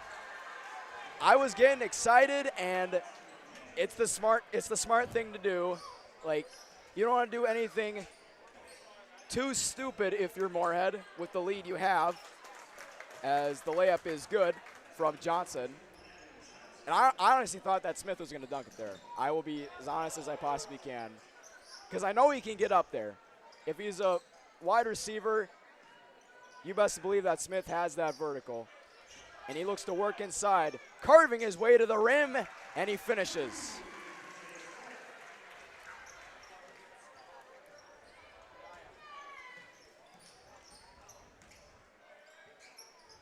Here's a three in the corner. It's good from Lidahl. Makai Lidahl has a few threes in this game. The team's just going back and forth right now. The shot making is really impressive. Defense doesn't matter at this point. Wide open triple. Mack. No. Friend slows down the traffic. Jumper is blocked, but a foul, as Lidahl will be going to the line for two. Really like Lidahl's game. He comes off the bench for this team, but he's done a nice job in the minutes he's been given tonight. They had those two early three-pointers. Looked like DGF was going to keep it close for a while. Of course, Moorhead got the big runs and were able to stretch this thing out. But in high school basketball, if you're able to shoot, that's just about all you need, to be quite honest, because it just does so much to a defense. You're going to get open shots the way high school basketball is played. It's just the way it is. Defenses are going to break down. It's if you can make the shots, that's when you become such a valuable player. And Lidahl definitely can knock down his fair share. He definitely can, and so can a lot of these DGF players, but Spud's defense, very aggressive and successful here tonight. As Zarazua finds Zimmerman on the far wing. Back to Zarazua. Here's Hoff. Here's Jones. Over to Zarazua. Back to Zimmerman. Oh, what a nice feed from Zimmerman to Zarazua. Loose ball. Hoff gets it back. Some good ball movement here from the Spuds. Zimmerman, three. Almost got the bounce. Pinball style. Out of bounds. You know, there's some guys when they get down to the end of the shot clock, they're scared to take the shot. If there's opposite of that, Dylan Zimmerman would be that.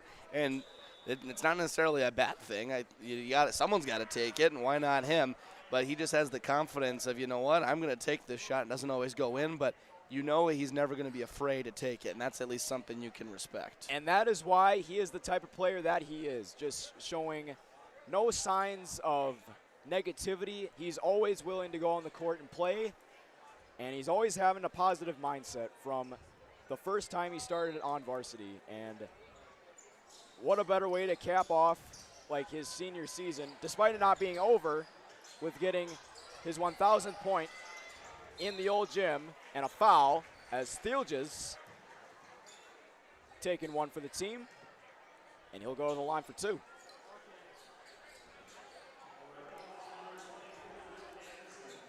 .431 left to play on the first half promo scoreboard.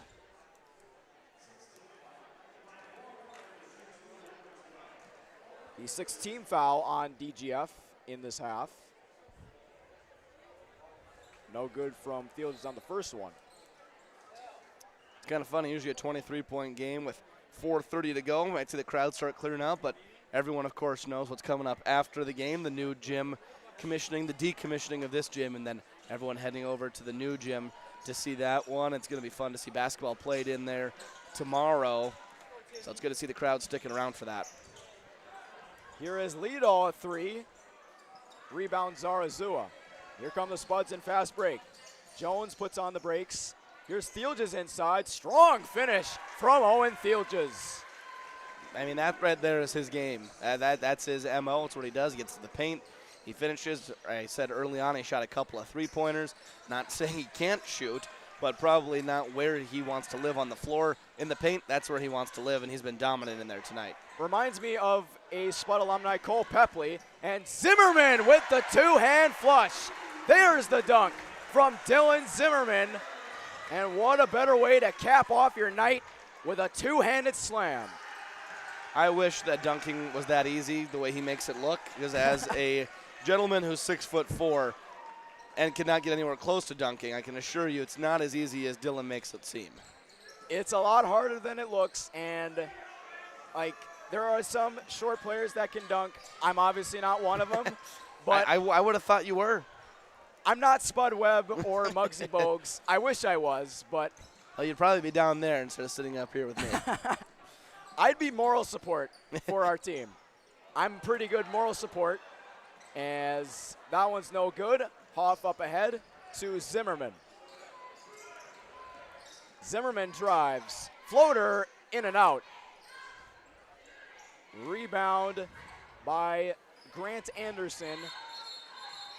And from the looks of it, it might be all she wrote. Yeah, both teams getting some substitutions in.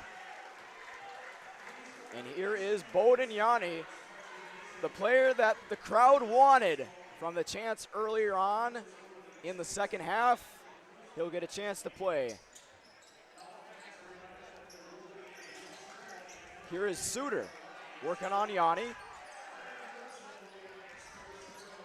Good defense from Feeney as he's guarding Bierken. Over to Cox for 3. Strong rebound by Yanni, first of the game. Here is Feeney. Here is Mack.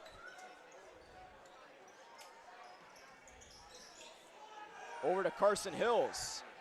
Back to Yanni. Here's Feeney. Finds Mack. Mack driving, baseline. Goes up strong and 2 free throws. And David Mack is definitely a special player. He may be only 5'10", but he is a great facilitator on the floor. Well, you got to do something if you're 5'10". You know, you're obviously not going to have the advantage that a lot of players have that are taller. So, I mean, you got to play with the hand that you're dealt, and he's done that. And you know, I was always thankful that I was not 5'10". I had a little bit of size to me, but I think it's always pretty special when you see those short guys able to play at the varsity level and beyond, just because the amount of skill those guys have compared to the, you know, not to say the 6'5" guys don't have skill, but you just have to be on another level if you're going to be that short and play at such a high level. And David Mack does exactly that as it's out of bounds. A complete change on the court for these Spuds.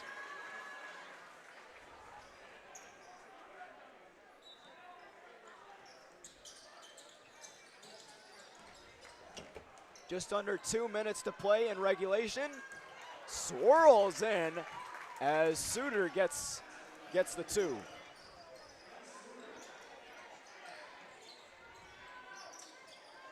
And it's really nice to see these bench guys getting some playing time, as that was Edmund Wotu going up strong. He'll get 2 free throws. And you definitely got to be excited with the potential future this Spuds team has with this bench that they have, and these guys definitely have potential.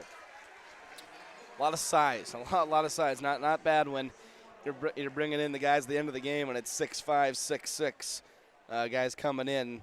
You see Austin Dryberg at 6'5", Carter Olson at 6'6", Bodie Yanni at 6'5", and that's a nice luxury to have coming up the ranks. Absolutely, Riley. And driving strong inside was Wotu, and he gets the 2 to fall. 71-42 on the first half promo scoreboard. And this game has turned into a rout in the blink of an eye. And you got to say, this is a great win, a great way to end a very long chapter for the Moorhead Spuds and playing in this old gym. Absolutely. No better way to do it than going out with a win, especially to win by this much as they have tonight. They've looked really good. And once again, though, credit to DGF. I mean, the first few minutes of that ball game looked like we might have a close one on our hands. More just able to make a few more plays. But the Rebels, they got some shooters. I think they need to focus more on getting some cutters through the lane, getting some more action at the rim. But they've been fairly impressive tonight. Foul will be called. And DGF has only played 3 games this season. They lost their last one. So they will be on a 2-game losing streak. So they'll definitely have to go back to the drawing board to see what they can do to stop the bleeding, as these Spuds have really put them in a headlock tonight. Here's a 3 from Wotu. It's good.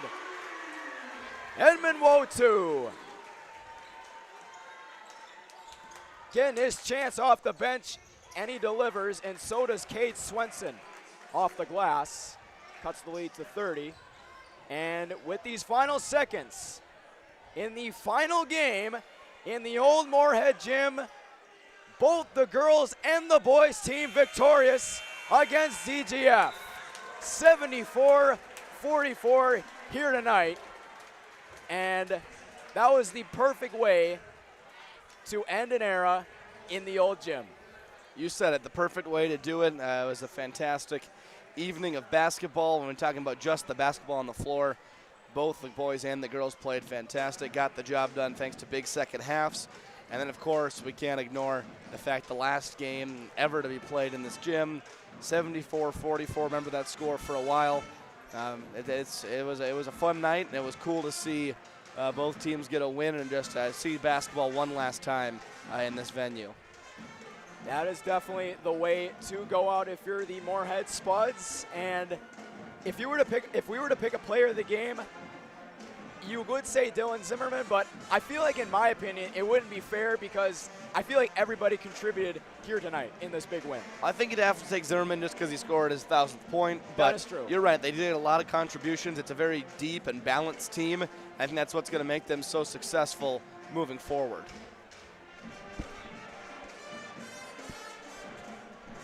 And in case there is still people watching this stream, there will be a separate stream regarding the decommissioning of the old gym. So it'll be on Spuds TV in a few moments. But for now, the Spuds victorious for both the girls and the boys. For the boys, they are victorious 74-44 over the Rebels. And that was a great way to go out. Alongside Riley Swenson, I'm Thomas Fox, wishing you all a very, very good night, and we will see you guys tomorrow